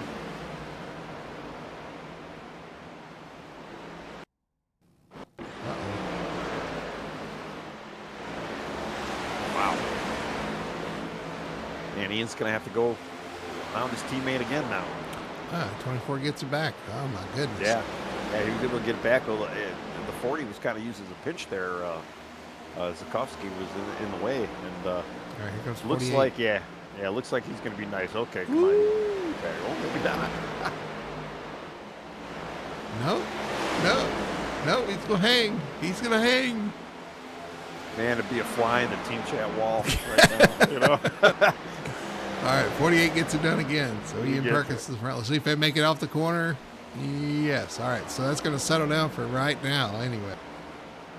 I'll tell you, Braxton Ackridge in that 11, he's almost got a 3-second lead over Travis Burton right now. And he is just, he is using every bit of that clean air. And from what I'm seeing, he does not have really any lap traffic in front of him for a good quarter lap. So just moving along. There's Travis Burton in second spot. The 45 been solid, been up there all night. Got in that accident in turn 3 with the 6, but it doesn't seem to have hurt him too bad. He's gotten all that repaired for the most part, and he's still up there in second spot having a good run. Same thing for the 7 of Ruddock. Great initial run for the playoffs. If you can't win these races, you want to be consistent. You want to make it through each round. You just got to be consistent. Here he is again running in third, having a solid run, and consistency sometimes will pay the bills, at least till you get to the last round of the playoffs anyway. Oh yeah, well, for sure. I mean, especially too, like with a track like this tonight, which is not necessarily a cookie cutter track. It's kind of a specialty track. You really gotta drive it differently than some of the other tracks. It's kind of a nemesis to a lot of people. I mean, there's a reason why they call it the Monster, right? And then we got Pocono next week, so I mean, you got another wild card. I mean, then it kind of levels off a little bit with Michigan following, but take advantage of some of these guys that are in the playoffs when you can. And tonight is that perfect example. And yeah, the 45 and the 7 right now, and even the 11 right now, they're doing just that. Yeah, we've had some carnage tonight. You definitely want to take advantage of that and get points on these guys when you can. Ruddock doing that right now as well. Cody Pierce having a good run as well. It's not a name we've called too often here, but having a solid night in fourth. Again, doing exactly what he needs to do to pick up these points and move on to the next round. Well, our top 6 right now, all 6 are in the playoffs. The only guy that's still on the lead lap that is not in the playoffs is Michael Childs. And honestly, we've been talking about Landon Rainey and Ian Perkins as well. Neither one of them, they're fighting for the lucky dog, but neither one of them are in the playoffs. So you're going to gain. I mean, we had, 12 guys entering this playoffs? Right now, you got 12 guys right now that are kind of behind the 8 ball. Okay. So, somebody's bouncing off the wall right there. Right beside definitely the 6. A great night to make some moves. Yeah, absolutely. I mean, like I said, this is the night. This is when, this is the time you want to take advantage. I had to get really close to the screen here because I'm looking at the times. Braxton Ackridge has got a 5.5 second lead now over second. I mean, where did he pull 2.5 seconds in the last, 2, 3, 4, 5, maybe laps here? Wow, he is set sail. From the back to the front, man. He's making it look easy there. Like I said, he was able to avoid the, gets a little loose on exit there. Trying to go around lap cars. I think it's the 25 he's going around there. Yeah, I almost wonder if he was maybe anticipating that pass a little too soon. Well, or maybe just leaving a little extra space, not wanting to, true. Being really safe. Well, he's at 6.1. I mean, he's gained 0.6 of a second. No, it's 6.9. Where is he getting his speed from? I mean, his last lap was a 24.1. Travis Burton ran a 24.9. He is running 8 to 9 to 9 tenths quicker. Wow. I just wonder if the 45's hit the wall one too many times and really damaged his car here. Because he is starting to fall back into the clutches of the 7 of Ruddock, actually. Ruddock's closing in on the 45. Yeah, Ruddock's last lap was a 24.3, so and Ruddock is definitely a little closer to average as far as time goes. But, yeah, Travis is definitely way off the pace. Yeah, so it's more Travis falling off than it is the 11 picking it up. Here comes the 42. Braxton actually just got even faster the last lap. He ran a 23.9, so he's almost 2 tenths quicker than where he was a couple laps ago. When he told us 2 weeks ago, I think when we interviewed him, he doesn't like to slow down because it messes his rhythm up. I think he was the one that said that. So he doesn't like to let up. He's not going to give, I think at the point he wasn't going to give the 5 an opportunity to make that time up on him in that race. So we know he's going to go all out. He's going to keep the pedal down and keep his pressure on, regardless of the situation, and we're seeing it right there. Right. I mean, and I guess if you can save the tire and still run that lap time, I mean, yeah, definitely. Don't change. Continue to do what you're doing. We do have a battle shaping up for second, though, as I know, Ruddock has caught and is trying to pass the 45 here. He goes off the corner. Oh, Ruddock a little loose on exit. I have to try that one again as the 45 hangs on. Ruddock's been trying to make that low line work, and you can see he's got a great roll in the middle, but okay, 45 looks like he finally lets it go. 45, yeah, he couldn't get back down the bottom anyway, so he's going to let the 25 or let the 7 go there. 42 of Burton falls to 3rd spot. Actually, that's the 24, I think, going by right there. Yeah, Burton's kind of he's looking like he's way off the pace right now because he's going. He's got Cody Pierce right behind him now. He might lose 3rd here. LaRiviera's hit pit road. He's one of the guys. 45. Yeah. What? He just called. He's pitting. 45 is going to come in. Here's the 45. Yep. Coming down backstretch, going to enter turn 3 and get to pit road, try to get some fresh tires and make something out of this because he was bleeding time there. Yeah, big time, big time. Well, with 50 to go, this might not be a bad time to go. Again, a lot of these guys, they pitted at, lap 90, so they went a little bit over halfway. Might not be a bad time to kind of come in and get them new shoes. There's your leader Ackridge putting him a lap down. Yeah, I mean, somewhere in this. this. Ruddock's going in. Burton. Yeah, Burton. Pierce going to stay out. Ruddock comes in. Jason Korn right in front of him is going to hit pit road. Yeah, I was going to say we got a couple of lappers kind of coming in as well. All right, the question is, when do you pit? Well, I know. I was just thinking, Trevor Dyer, we saw him run pretty long that first run. I guarantee he's probably waiting for a yellow, maybe even fix some of that damage. So I can assume that Trevor's going to stay out for quite a while. I mean, Braxton, he's got a 14-second lead over second right now, so he really can come in whenever he wants. We had already seen, again, with Trevor extending that lead, he didn't really lose any time. I think Braxton might be okay really whenever he wants to come in. That's true. I mean, we saw the 6 have issues when he came out, though. So it's right. Gonna, that would affect that a little bit. But yeah, we'll see when these guys decide to pit here. Ryan Floyd's still out there as well. Michael Childs. Michael Childs is lapped down right now. Michael Childs is actually showing for the lucky dog. So I wonder if Braxton actually did get around him. Childs having issues with handling as well. He did. Actually, Ian Perkins' first car went lap down, so Ian's gotten around him as well. Jacob Booth on pit road, the 91.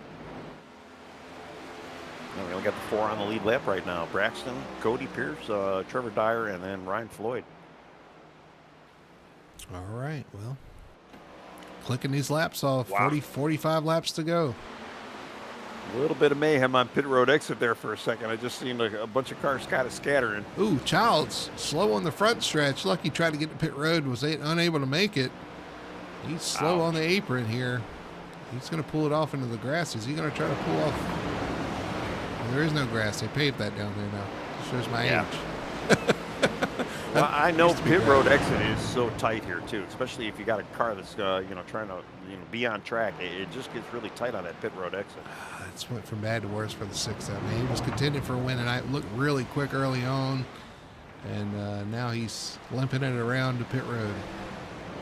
He's playing it safe. I mean, I'll give him the respect and hats off for at least not trying to get back up on the track. He did the right thing. Just stayed on that apron and Unfortunately, he lost a lot of spot and a little bit of time from there. Still in the top 10, though. I mean, it's still not a bad run if you think about it overall. Here's the 11th, still making laps out there. So we got 42 laps to go. Dupree on pit road. Braxton's almost pushing a 17-second head start here over second. The question is, when are we going to see some of these other guys pit? When are we going to see Cody Pierce come in?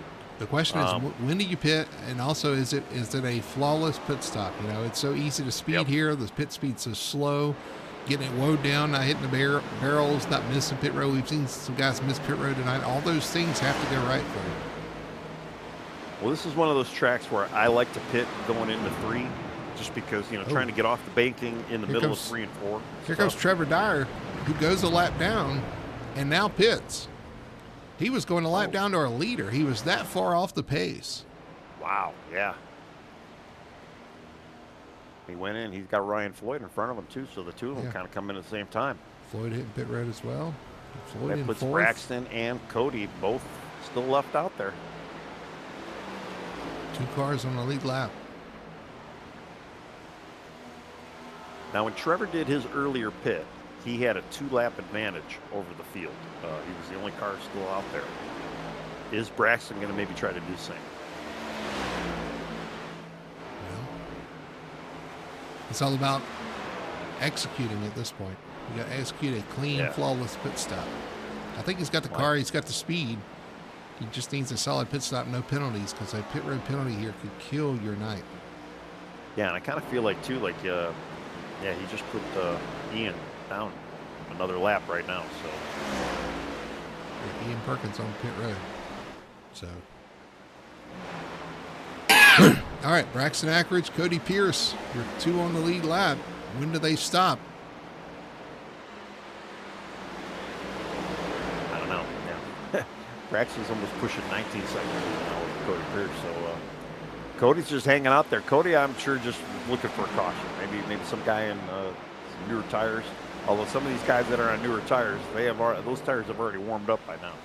Ian Perkins, Landon Rainey on pit road as well. We just had a car smack the wall off turn 2 there.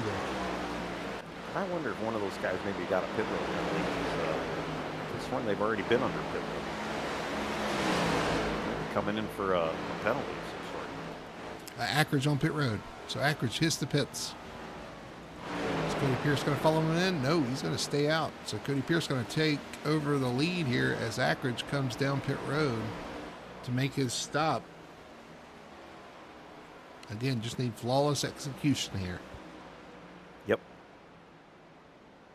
Yeah, we only got about 35 to go, so it's going to be a short run. And 2, with Braxton taking tires late in the run, if he can get out cleanly, do not speed. I'd even say a few miles under, just for safe measure. He's going to come off pit road here. Going to rejoin.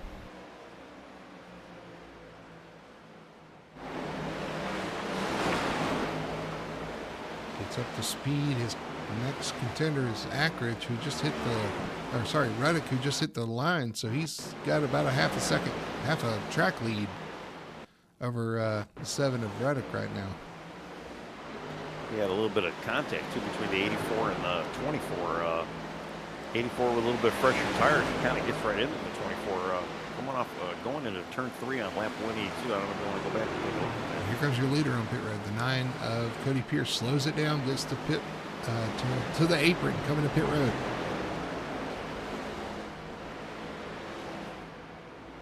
Man, it looks like they're going in slow motion down that pit road. I think it's only slow. I think it's 35 mile an hour pit speed limit.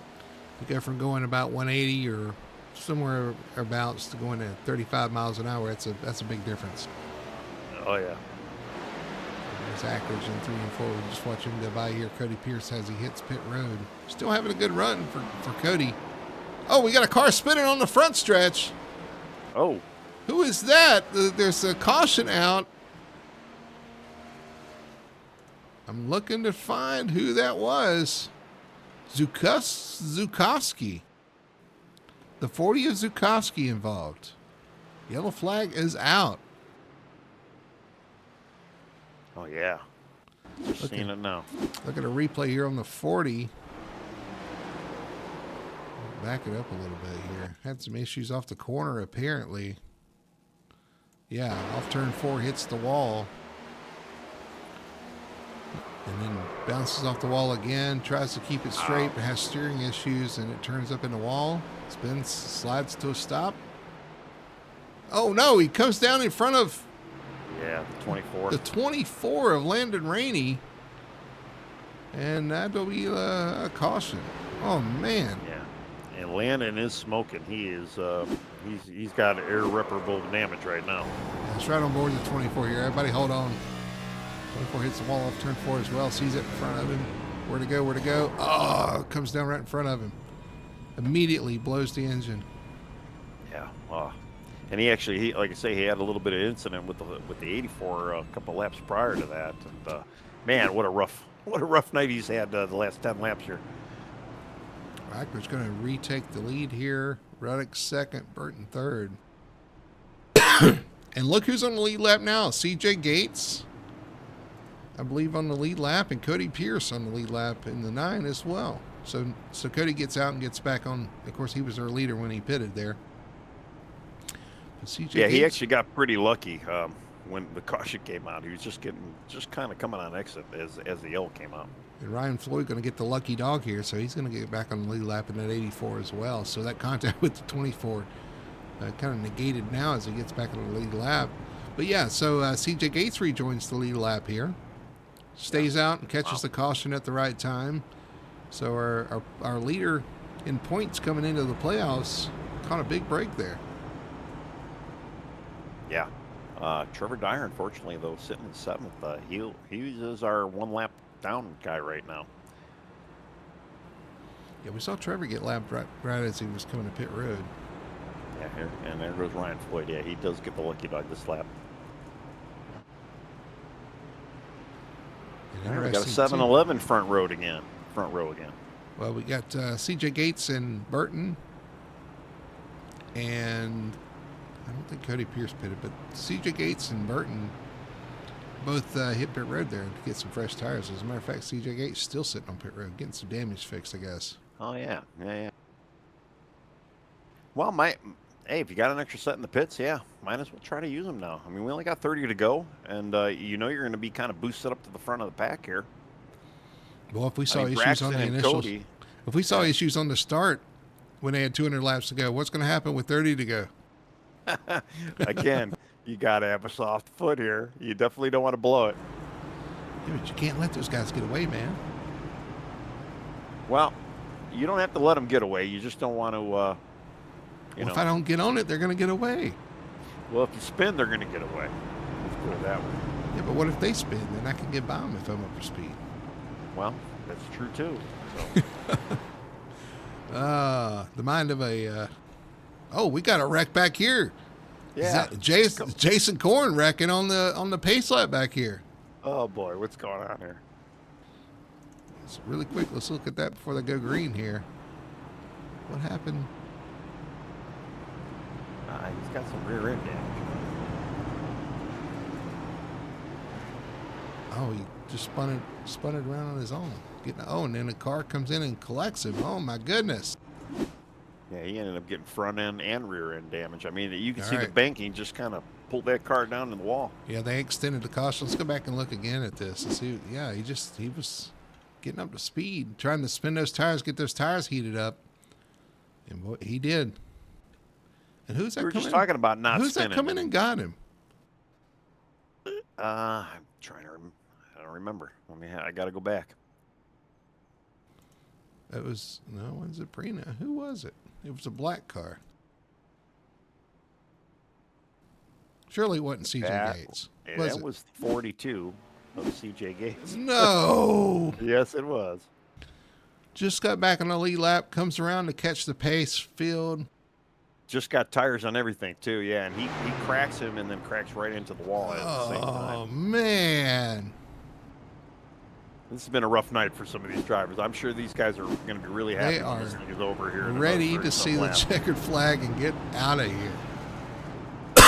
29 laps to go. Going to be 28 to go when they take the green flag. Your leader, Ackridge.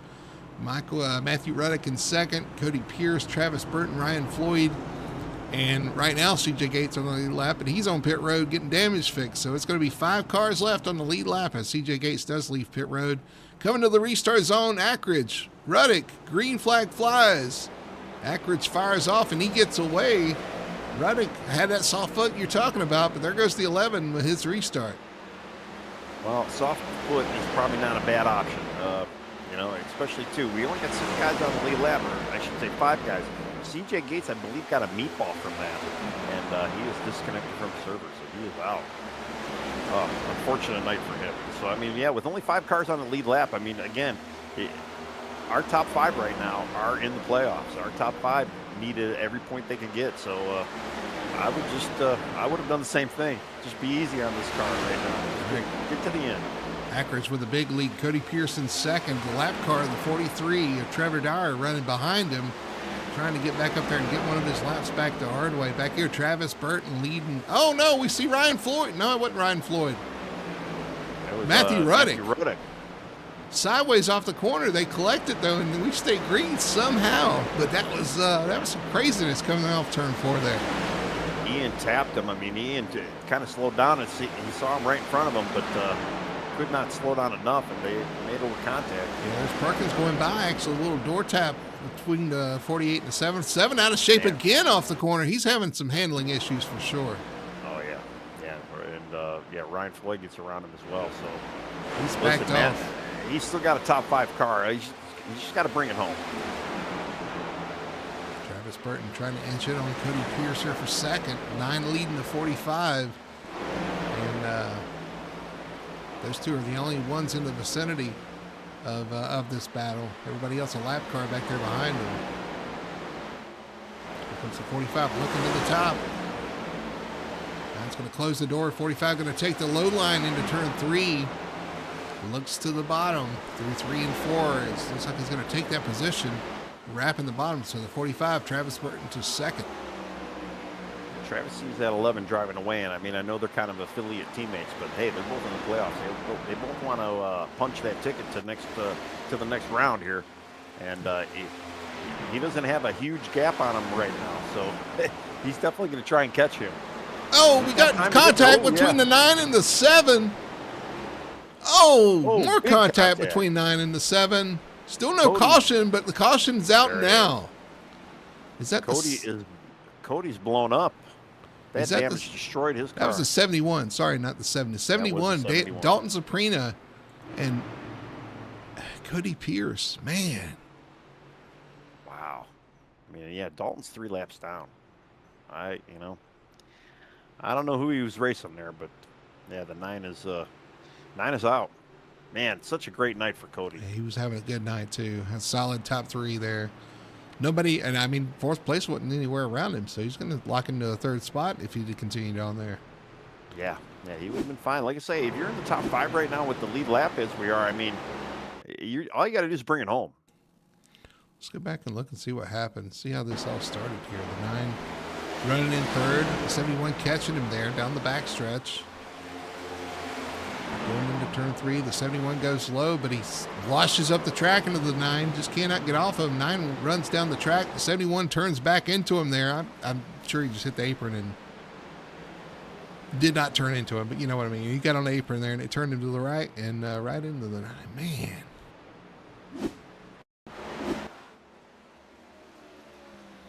Going into turn 3, we'll watch it again. 71 up the track into the 9. They could not get off each other. Go down the apron.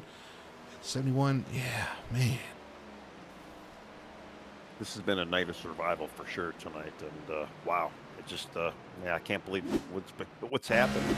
But in other news, Trevor Dyer, he's going to get the lucky dog this time around. He's going to be back on the lead lap. Big hit for both those guys, man. It's just, I mean, I'm heartbroken for Pierce there. Pierce, he was doing everything he needed to do. Solid run tonight. Pretty much had 3rd locked up if they stayed green there. Great points night in the playoffs as well. And now he's in the garage. I don't think he's been I don't think we've even interviewed him yet all season. I mean, he was having a really great run tonight. But you're right. All that happened. Our lucky dog, the 43, Trevor Dyer. Now, the big issue with Trevor is the lucky dog is great. You get your lap back, but you got to start behind all these cars that are laps down. Unfortunately, we have 13 cars, so he's going to be positioned in the 13th spot.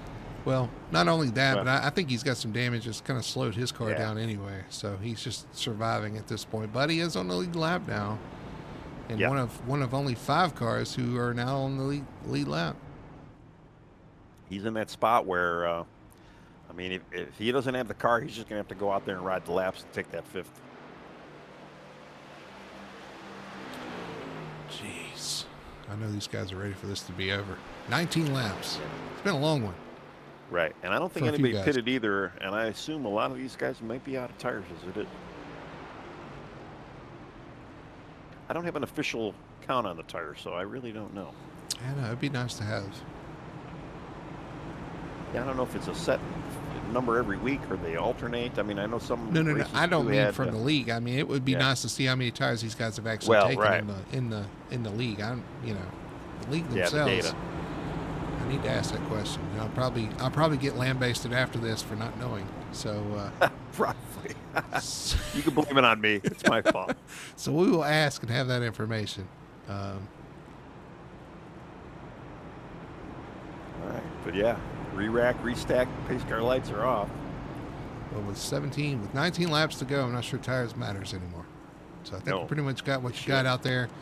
Ackridge is your leader. Travis Burton second. Ryan Floyd, Matthew Ruddick, Trevor Dyer, your top 5, and only 5 on the lead lap. But there's only 3 of them up here battling for this win. Who's going to take it here as he hit the line? There's going to be 18 laps to go. Green flag flies. And another great start for the 11 of Ackridge. Although the 45, here he comes. That energy, yeah. I'm going to tell you right now that the most important thing right now, I think, is that clean air. And I don't think we're going to see them getting involved in any lap traffic either. So we should have a pretty good race here between the 11 and the 45. I know they're pseudo teammates, but again, one of them wants to get to that, wants that monkey off their back, and they don't have to worry about the next couple of weeks. We got another caution. Matthew Ruddick. Matthew Ruddick smoking.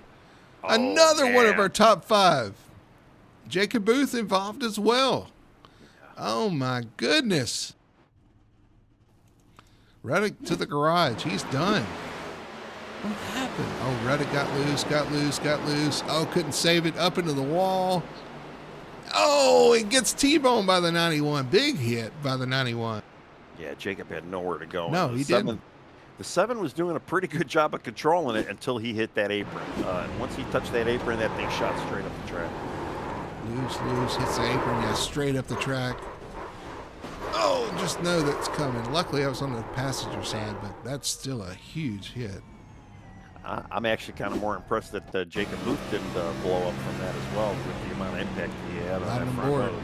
With the 91 here, through 3 and 4. Sees it. And knocked the breath out of me just watching. Yeah. Well, Jacob actually, he towed as well, so Jacob might be out. Yeah, I don't see any smoke coming from the engine, but yeah. Man. Watching the 91 of Booth come through, 3 and 4, 43 under him. He had no choice but to run the high side there. Unfortunately, put him right in the path of when the 7 slid down. So that's another guy in our top 5. Gone. And that was a top 10 car hitting a top 5 car. Yeah. Oh, man. All you had to do was just bring it home. Just survive. And I'm thinking the same thing for Ryan Floyd in the 84. Just survive. He's having a great run, too. Yep. James DuBose is going to get the lucky dog this time around. So we will continue to have 5 cars on the lead lap. They just keep replacing them. Yeah. He's going to eventually be pushed to the back of the pack. But somebody who's coming back up into the front 2 rows is going to be Trevor Dyer. Uh-huh. So 43 is going to be back in striking distance here. Yeah, let's see. I don't know what kind of damage he might have, but let's see what he can do. I really don't know what kind of speed he has. So I mean, We'll see. if he had damage, though, I mean, really now would be the opportune time to go in. I mean, you don't need tires, but you can still fix it up, and then you're still going to get that fourth spot. You really needed it. I don't think he wants to take a chance. Like I'm just Maybe not. I'm just gonna ride here and hope for the best. Again, I give props to Ryan Floyd. We haven't talked about him too much tonight. We haven't talked about him too much all season, but here he is in third spot right now, having a solid night, solid points night when you need it. With these guys having issues in front of you, you just want to kind of survive here at this point. Take your top 3, top 4 finish, and go on. You know, this is one way to get through the playoffs is just being consistent. At least it'll get you. You know, it'll get you as far as to the Final Four. Then you have to kind of, you know, step on it. But yeah, I'm looking at it. James DeBose said he did not get his lucky dog, or for whatever reason. I don't know if they're manually giving it to him right now. Okay, yeah, they did. They did just wave him around. Yeah, him wave around. So yeah, I wonder if they're going to extend the yellow another lap because of that. Well, we are down to sorted out. 15 laps to go. As the pace car pulls off. We're going to get the restart here. Ackridge out front. Travis Burton in second. Green flag flies. Everybody's away. Ackridge gets a good start once again. Travis, we got another caution right away. Yeah, right. Wow. What happened this time? La Riviere, sideways at the start-finish line. Oh, yeah. Are we back to the too much gas on a restart? Well, I told you. It wasn't our front guys. We started it. I don't want to say anything yet. I haven't seen it, so let's see what happens. Oh, no. Well, yeah, we actually did have it, but it wasn't from the 77. Oh, who was that? Is that 25? No. 23. Sorry, they look similar. Yeah, so the 25 spins. It almost looks like he was changing lanes, but no, that was a spin for sure. He was, but maybe not. Yeah, maybe not intentionally. Yeah. Yeah. Let's go back and look and right on board with the 23 here. Well, the only thing this is really doing now is putting Ian Perkins. Ian Perkins should probably get the lucky dog this time around here. I got to go back just to make sure he didn't have any contact. That, and yeah, he was far enough away. I think he's all right. Oh, no. Ian may have gotten a little tap from Dalton, who did spin there. Or no, Matthew LaRiviere. As he was coming around, I think he did clip the 48. So Kyle, and Matthew LaRiviere was another lap down. Kyle Cortez, who's 2 laps down, he may actually get the lucky dog this time around. LaRiviere hits pit road. Perkins still there. Cortez. Yep. Yeah, Cortez is getting the lucky dog. He's going to get 1 lap back. All right, so we're still on 5 guys on the 5 guys burgers, but 5 guys on the lead lap. 12 laps remaining.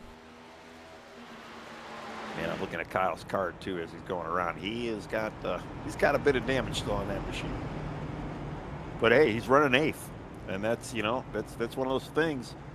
Maximize as much as you can. I mean, we got quite a few guys up in that top 10 right now in the playoffs, but hey, you're still beating half the field here, or a good chunk of the field. We got guys out there commenting in chat. That's what I was looking at. Somebody says that this is like Zukowski might take it at this point. I think anything's on the table at this point.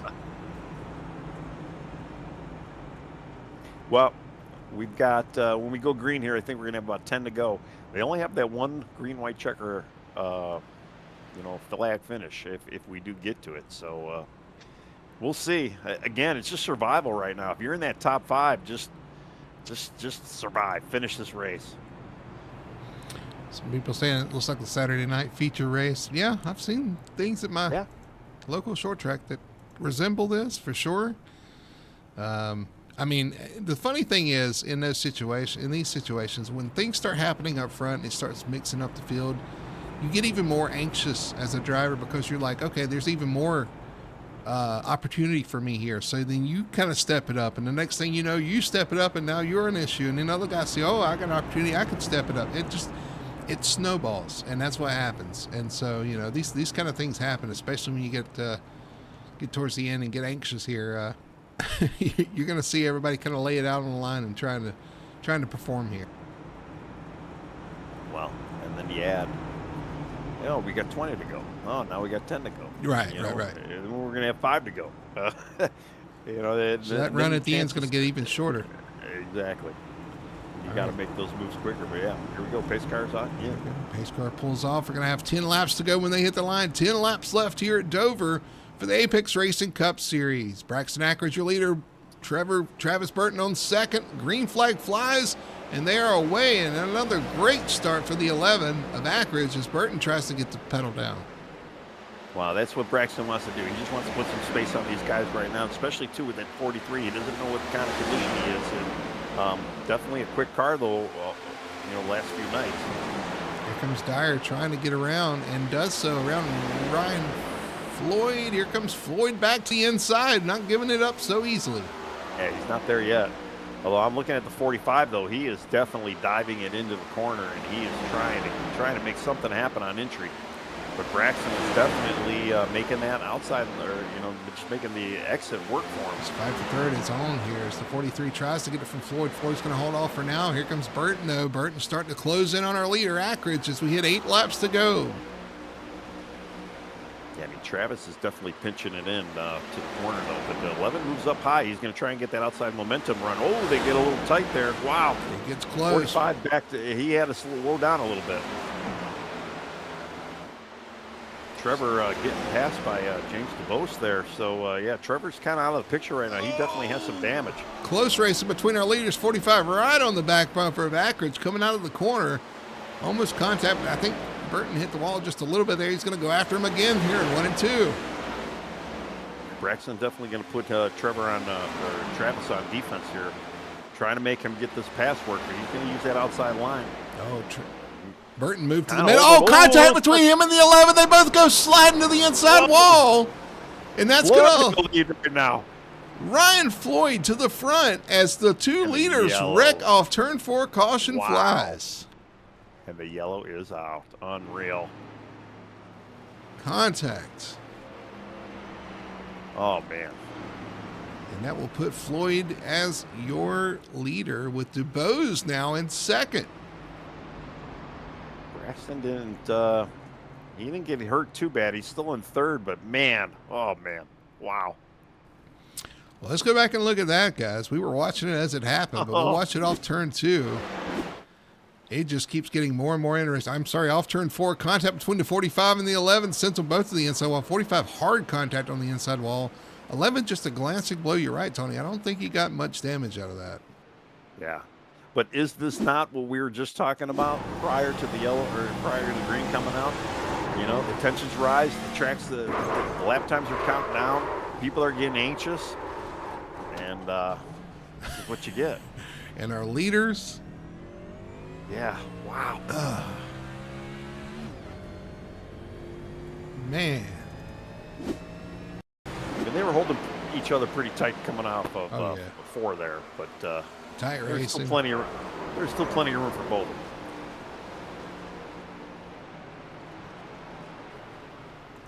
All right, well, that moves Ackridge back to third.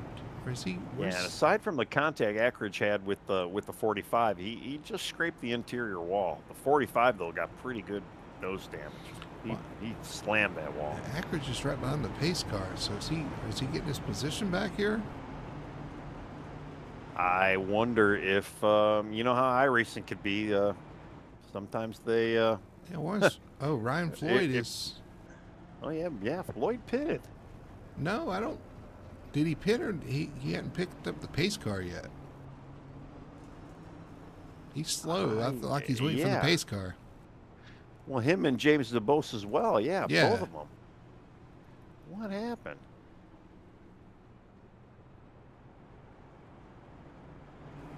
Now here comes the pace car. I guess they're gonna get back in line here behind the pace car.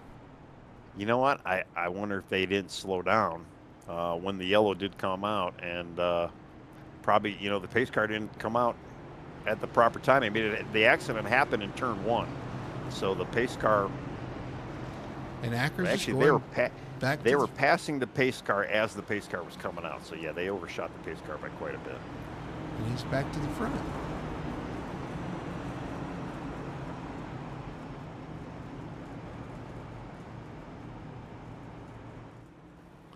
I don't know.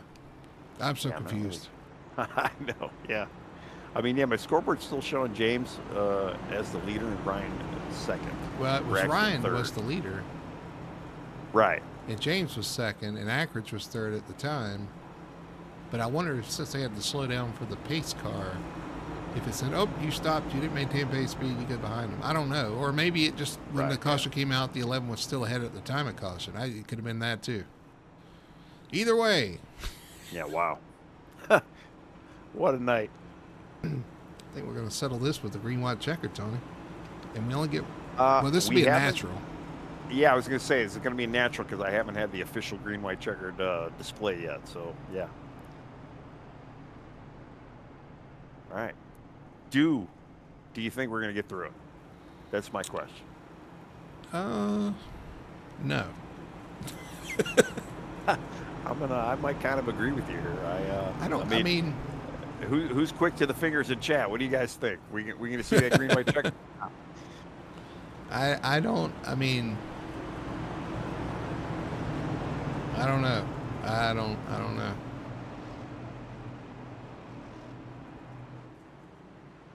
I mean, calm heads. That's what you need right now. I mean, we got 6 guys on the lead lap. It looks like Ian Perkins did get his lap back that time around. I'm perfectly okay with being wrong here too. If we go green from here on out, that's fine with me too. Let's settle this and move on. But we'll see what happens here as they pack up. We're getting ready for a restart here as the pace car is going to take that left-hand turn. Green-white, a natural green-white checker to settle this. Ackridge out front. Ryan Floyd second. DeBose, Trevor Dyer, and Travis Burton, your top 5. Green flag flies, and the 11 gets another great start here. Battle's going to be for second. Braxton been doing everything he's got to do to get this, to maintain that lead. Here comes DuBose once again with some fresher tires. Can he do something with the 11 of Ackridge? He's got the run. You know, we saw this last week in Charlotte. Can he capitalize this week as it come into the corner? No. This time by, they'll see the white flag. 1 lap to go. I mean, you think to our second and third place drivers, I mean, they both come from lap down penalties as well, too. Could DeBose win his way into the playoffs here, into the second round? He's got an opportunity. Bounces off the wall off 2. Can't quite get it done through 1 and 2, through 3 and 4. Can he do anything with the 11 of Ackridge? Ackridge taking a safe line around 3 and 4. Going to come around, see the checkered flag, wins here at Dover in the first race of the playoffs. Wow. Yeah. Yeah, unfortunately, James tapped the wall there. He might have had a chance, but just got the wall. Floyd, a great night, too, sitting in third. I mean, DuBose in second, Floyd in third. Great run for a couple of those guys, man. This is going to do wonders for their playoff run as they head into the next couple of races. But tonight, all about the 11 of Ackridge coming from the back to win. He's going to have nothing to worry about the next 2 weeks, Tony, as he prepares for his second round of the playoffs. And, you know, not for nothing, but I called it. I had a feeling about Braxton tonight, and, yeah, he did everything he had to do tonight. He got it done. Boy, you really went out on a limb, didn't you? I did. Well, you know, I am partial to the 11, and, he was, you know, it's kind of redemption. Yeah, that's the word I'm looking for. He, you know, he's had a couple of rough weeks, and, but hey, if you're going to shine, this is the time to shine right now. Yeah, he could take the next couple weeks off and, you know, maybe go to the beach or something.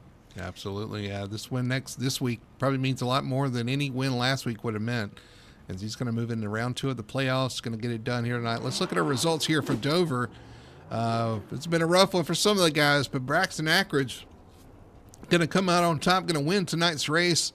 And the number 11 gets it done for his Toyota. The 17 of James DuBose going to come home in second spot. Great run for him as well, for Roush, for RFK there.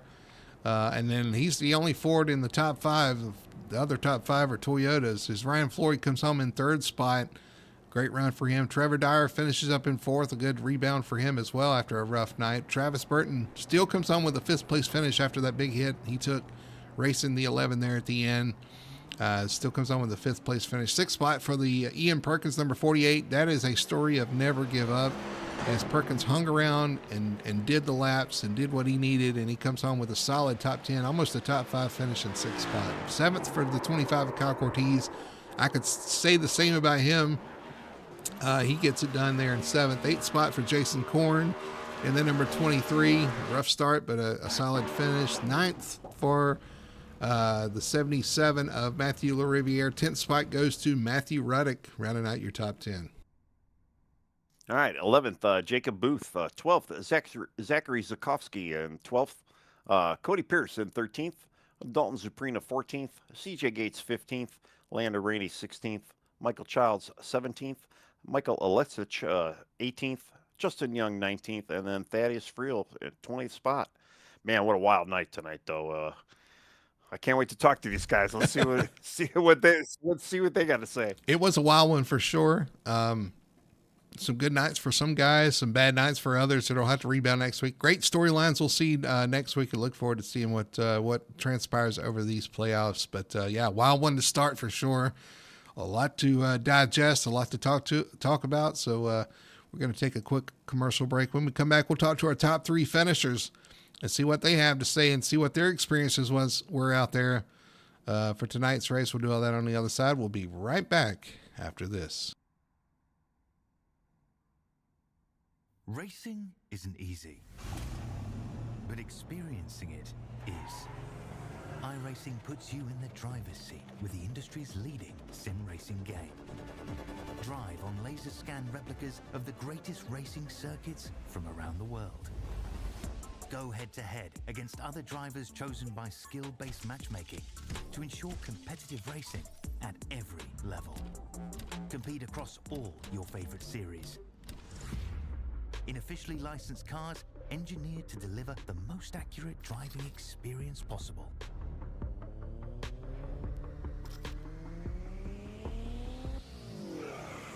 Join a race or host your own with players from across the globe. Race against the computer or in a league with friends. Feel the thrill behind the wheel. Visit iRacing.com.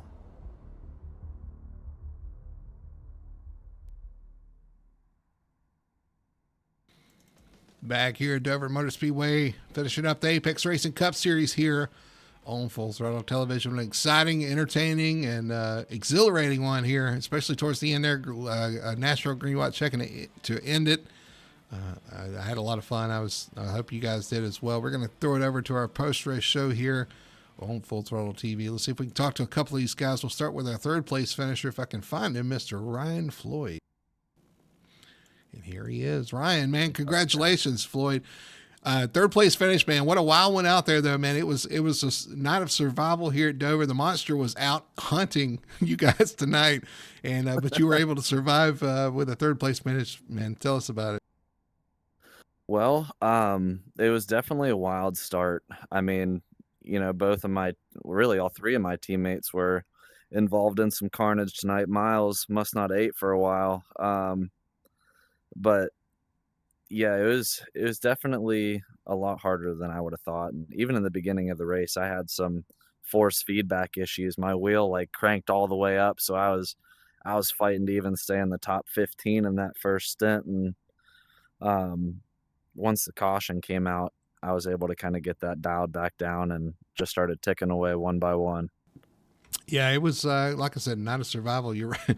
I'm pretty sure Miles is pretty full right now. You guys gave him plenty to gnaw on there for a little while. It was treacherous, man. Even the start, we talked about the initial start. We had a couple issues getting started, man. The track was slick.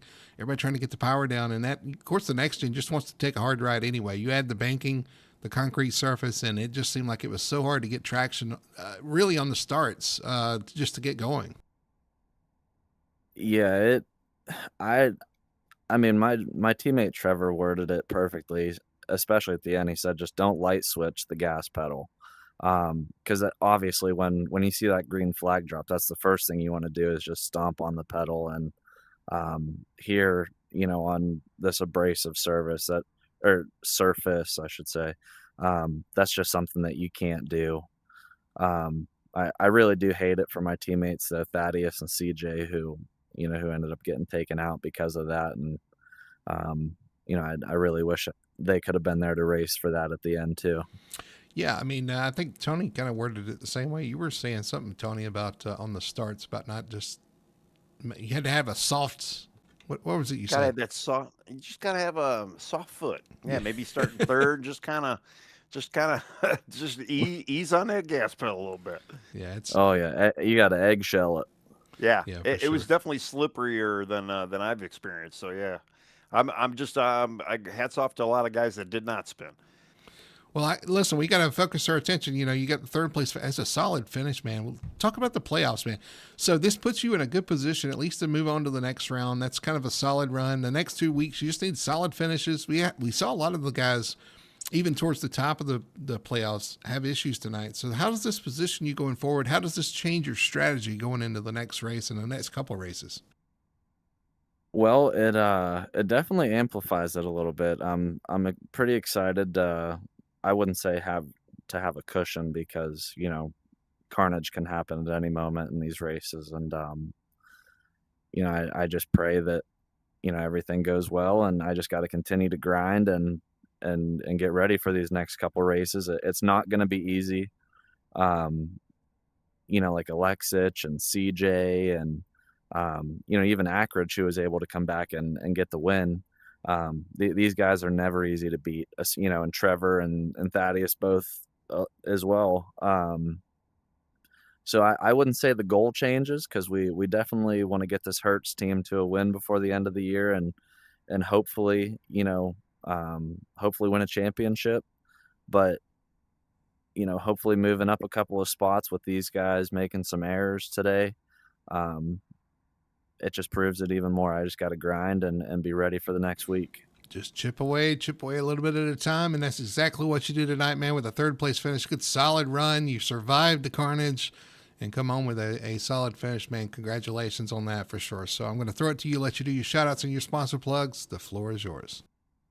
Thank you very much. Yeah, I just want to, as always, thank you to my Lord and Savior Jesus Christ. Without him, none of this would be possible. And shout out to everyone back at Legacy for bringing us fast race cars, Hertz. And thank you to my teammates. You guys are the best, and can't wait for next week. Absolutely. Well, there's your third place finisher, Ryan. Congratulations. We'll see you next week at Pocono. Yes, sir. See you then. All right, Ryan Floyd coming home in third spot here tonight and having a solid run for his playoffs. I believe you're standing by with our second place, James Dubose. Yeah, I'm here with James DeBose. It looks like he's got a nickname named Chewy. I think this is the first time you've been up on the podium this year. What a night to get it though, finishing second. How was your night, man? Yeah, I was with you guys last week. Oh yeah, that's right. Yeah, yeah. Apparently you guys are my good luck charm There here you at go. one. No, good luck charm. Well, how was your night She's gonna tonight? I laugh mean, at me. yeah, The it night was was a, rough. The it night was was a, rough. it looked like it was rough for a lot of guys. Yeah. Uh, Getting caught up in both of those spins at the beginning of the race really messed me up. Most of the night I ran 16th. Um, and I just kept trying to tug at it and try to stay clean. And like I said, at one point I actually got 3 laps down, and the majority of the race I was 2 laps down. And the next thing I know, my wife comes up, starts watching the race, and I'm on the lead lap, and I'm on a podium. Nice. Well, sounds like she's the lucky charm, not really us. But Exactly, she yeah, yeah. is. That's brownie points right there, brother. There you go. There you go. Yeah. I mean, yeah. So many guys were lead lap, or not even close to being on the lead lap, and we had pretty good green flag run, especially after the lack of eggshell incident on the first couple of laps. I mean, yeah. How slippery was it out there for those first few laps? I mean, I always say here, cold tires, old tires, you're in trouble here. And like I told you guys last week, I'm either 100% here or 100% off. I mean, it's so tricky coming off the corners and passing so difficult. I mean, the cleanest of passes that you can make is still treacherous and could wreck both cars. Well, that's for sure. Yeah, and we saw a couple passes kind of go wrong tonight as well. But hey, man, you got that second spot. I mean, granted, not the first spot where you were looking at, but still, I mean, hell of a run tonight. Great points night. What does it look like next week for Pocono? I mean, a lot different of a track, but still a little bit of a curveball for some of you guys, I'm sure. Pocono is one of my better tracks. It's going to be the same kind of mentality for me. Try to stay clean, try to stay patient, and try to stay on the lead lap. And if I can do that, then when it comes down to the end, hopefully I'll be somewhere close by.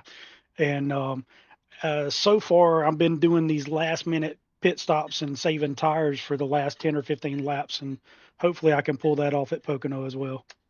Well, yeah. Well, tires are definitely premium around here, and especially in iRacing. And yeah, I mean, the last couple of weeks, yeah, because apparently I spaced and forgot you were on the podium last week. But yeah, the tire saving strategy is a winning strategy, and it's a podium strategy for sure. And again, man, congratulations on second place, and the floor is yours. I appreciate you guys. Like I said last week, every week you guys are coming in here putting on a good broadcast. Enjoy going back and watching after the race to catch up on all the stuff that I didn't miss because I'm a race fan after all. So appreciate you guys. Thank you for everything. Thanks for my teammates. Michael Childs had another rough night, but he's my buddy. He's my mentor. He was fast. He was up front there for a little while. Yeah. Oh, he had a fast car. He was running good, and he just got caught up a couple of times, which has been his story this season so far. But I appreciate Michael and Kenny Paddock both. So mention them again. All right, man. Well, again, congrats on the second place. We'll see you next week, and yeah, good luck. And hey, thanks. I'm glad you guys are enjoying the broadcast. We are race fans as well, and that's why we do what we do. And you guys put on a pretty good show for us as well. So Yes, see you sir. next You week, guys man. have a good one. Thank you. All right, I think you got Braxton Ackridge, number 11, right, Brody? Yeah, I've moseyed down here to pit lane or to victory lane, actually in the middle of the pit lane here, and got Ackridge here in victory lane. What a night, man! It was an exciting one from start to finish for sure. I mean, literally from start to finish, and it was fun seeing you kind of come through the fact you had to start from the back, man. I guess we'll start from the beginning of the race. Start from the rear of the field. You come to the green flag, and there is a parking lot on the front stretch.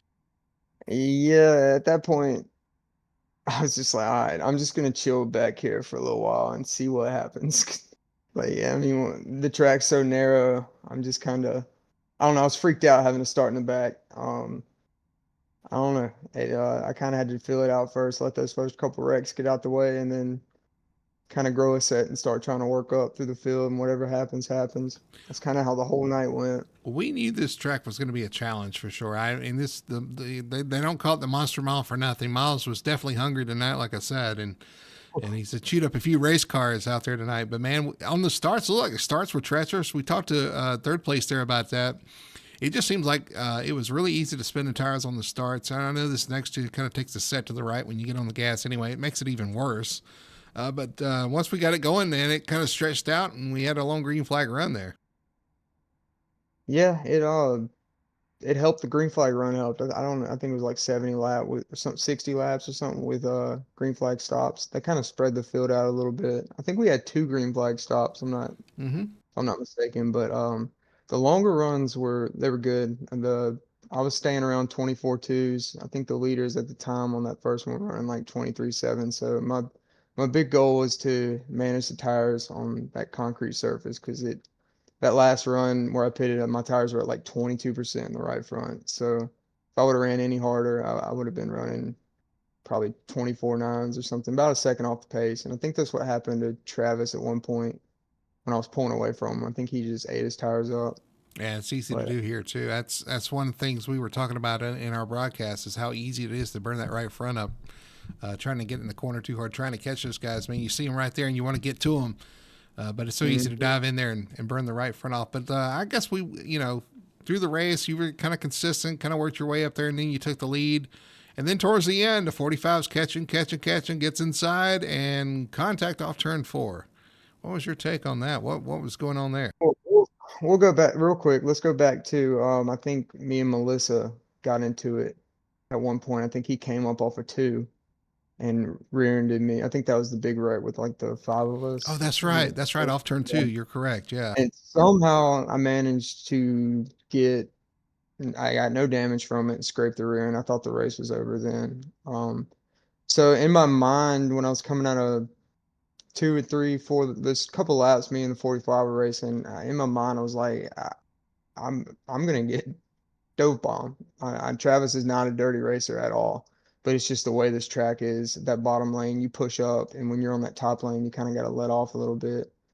And I felt the car start pushing coming out of 4, so I let up a little bit so I could turn down, and I just it was a racing incident. He had a run, and we just got into each other. I hate that happened to him. I'm glad that I was able to keep the car from being destroyed and finish those last few laps out. But it's all luck. I mean, last week was terrible, terrible luck. I got a penalty. I lost my head on like me and another guy were bumping and banging on the caution, and it's good to come out here this week and feel refreshed for the playoffs and come out here and win. It's Yeah, pretty nice. you're right. I forgot about the 43 too, and you did do a good job in both those instances to get very minor damage or no damage at all when it comes to the 43. We were watching that.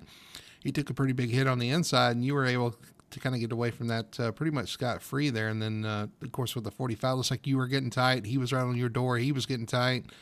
And just pushing for everything, and there's only there's only room for one car where two cars were trying to fit, unfortunately. So That's this track. This track yeah. is just they don't call it a monster for nothing. It's a crazy track. I'm glad it's so. I'm glad we're done for the season here. Yeah, it can be fun, but it can be chaotic as well. And we saw a little bit of that tonight for sure. I'm going to throw it to Tony. Tony, I'm going to let you have a few words here with Mr. Braxton Ackridge. Well, congratulations, man. I mean, you punched that ticket to next round, so I mean, I'm sure you're gonna maybe go to the beach next couple of weeks. Maybe maybe enjoy yourself. You don't have to worry about anything. But man, We just got to get out here next week and win. well, there you go. I mean, yeah, maybe take away a spot from another guy. Get that next round. I mean, the redemption tonight, though, too. I mean, last week was hell, but this week was pretty good. And again, yeah, you punched that ticket, and not to brag or anything, but I called you to win this race tonight. I had a feeling about the 11, so you did me proud. Well, Even from the back of the field, I love it. Let me say too, though, Tony, that's kind of hit or miss because I also picked somebody. It is hit or miss. Yeah, you probably didn't want to be the guy I picked. Well, I'm glad you picked me, Tony, and not you, Brody. I'm glad. Well, yeah, man, congrats again, and yeah, can't wait to see what you're gonna do next week here. Hopefully, this luck will keep going. I hope so. I hope it don't end at Pocono because I hate that track. But we'll see how it goes. Well, I was going to ask you about, but that was my next question. So Pocono, we got Pocono next week, and I know we hate to kind of shift gears. I know you want to celebrate this one, but yeah, we got Pocono and Michigan.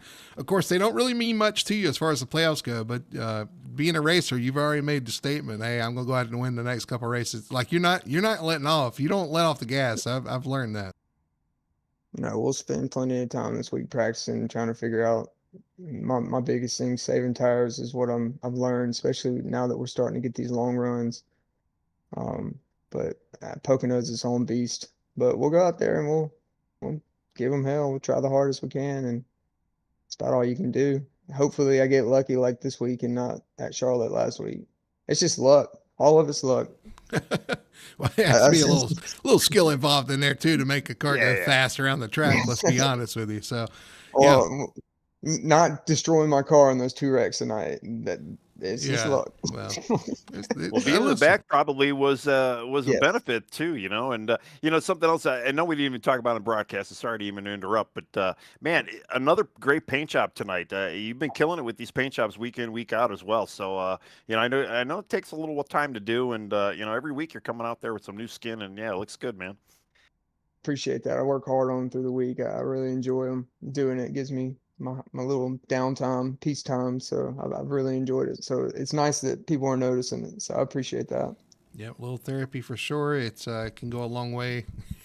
You want to look good while you're doing it out there, man. So again, congratulations on the win tonight. We head from the Monster Mile to the Tricky Triangle. It's not going to get any easier, but we'll see what you can do out there at Pocono. We'll see you next week there. I'm going to throw it to you, though, and let you do your shout-outs and your sponsor plugs. All right. I want to thank my teammates. One of them was not here tonight, and well, both of them weren't, but one of them was in the Discord talking to me. Talking to my dad. He's at home watching. He texted me as soon as I won. I knew it was him. He was Is that super is that pumped. the David Ackridge in the Yeah. chat? Okay. All right. I, Cool. I already know he does this like Sunday races. So when I win, it's big to him. We kind of made this our Tuesday night thing. So give a shout out to him and you guys, of course, in the league throwing this on. I got one more thing. Did you hear it? It was a little quiet. Just You might want to try barely, it yeah. again. Oh, hold on. I beat your favorite driver. I was trying to get it out. Oh. Yeah, you did. All right, man. Well, again, congratulations on the win tonight here at Dover. What a show you put on there from the back to the front to get it done. We'll see what you come up with next week at Pocono. All right, fellas. I'll see y'all next Tuesday. All right. Well, there's your winner tonight. Braxton Ackridge getting it done, Tony, in style. You're right. We didn't mention the pay scheme at all tonight. But I it know, wasn't. yeah. I can't believe we didn't. There's a lot of action going Well, on tonight. yeah, So, I I mean, guess so. we're gonna miss one or two things, but yeah, I mean, if you guys had some pretty good paints tonight, but yeah, I remember seeing him early on, and I was like, man, he's got another custom paint. Just bring it in every week, man. That's pretty cool. Well, you have to tune in next week to see what he's got on his car next week for sure. Yeah. Next week, Pocono, the tricky triangle. You thought tonight was tough. Just wait till you only have 3 corners to make. Should be a lot of fun there. Pocono, you can kind of get away from each other, though. Should be a lot of fun to see what these guys could come up with at Pocono. Always a fun track to kind of see how people approach that track, different corners, different bankings, different radiuses. Everything is a little bit different there. And there's only 3 of them, so you got to figure that out. We'll see what happens next week. You can watch all the action live right here on Full Throttle Television every Tuesday night. The Apex Racing Cup Series in action. And their playoffs are in action now, so things have ramped up. You turn that knob just a little bit higher, and you saw tonight how that can kind of influence the way these guys drive. A lot of fun to watch. Hope you'll tune in next week with us and watch that for sure. Looking forward to it. But that's going to do it for us tonight here from Dover Motor Speedway. Another great race here, another exciting race to watch. Braxton Ackridge comes out on top, locks himself into round 2 of the playoffs. And we'll see what he can do next week. So that's going to do it for Tony Solari, everybody at Full Throttle Television. My name is Brady Hanna. Thanks for watching along. Hopefully you guys had as much fun as we did watching this one unwrap and watching Braxton getting that win. So we'll do it next week. We'll see you next week from Pocono Raceway.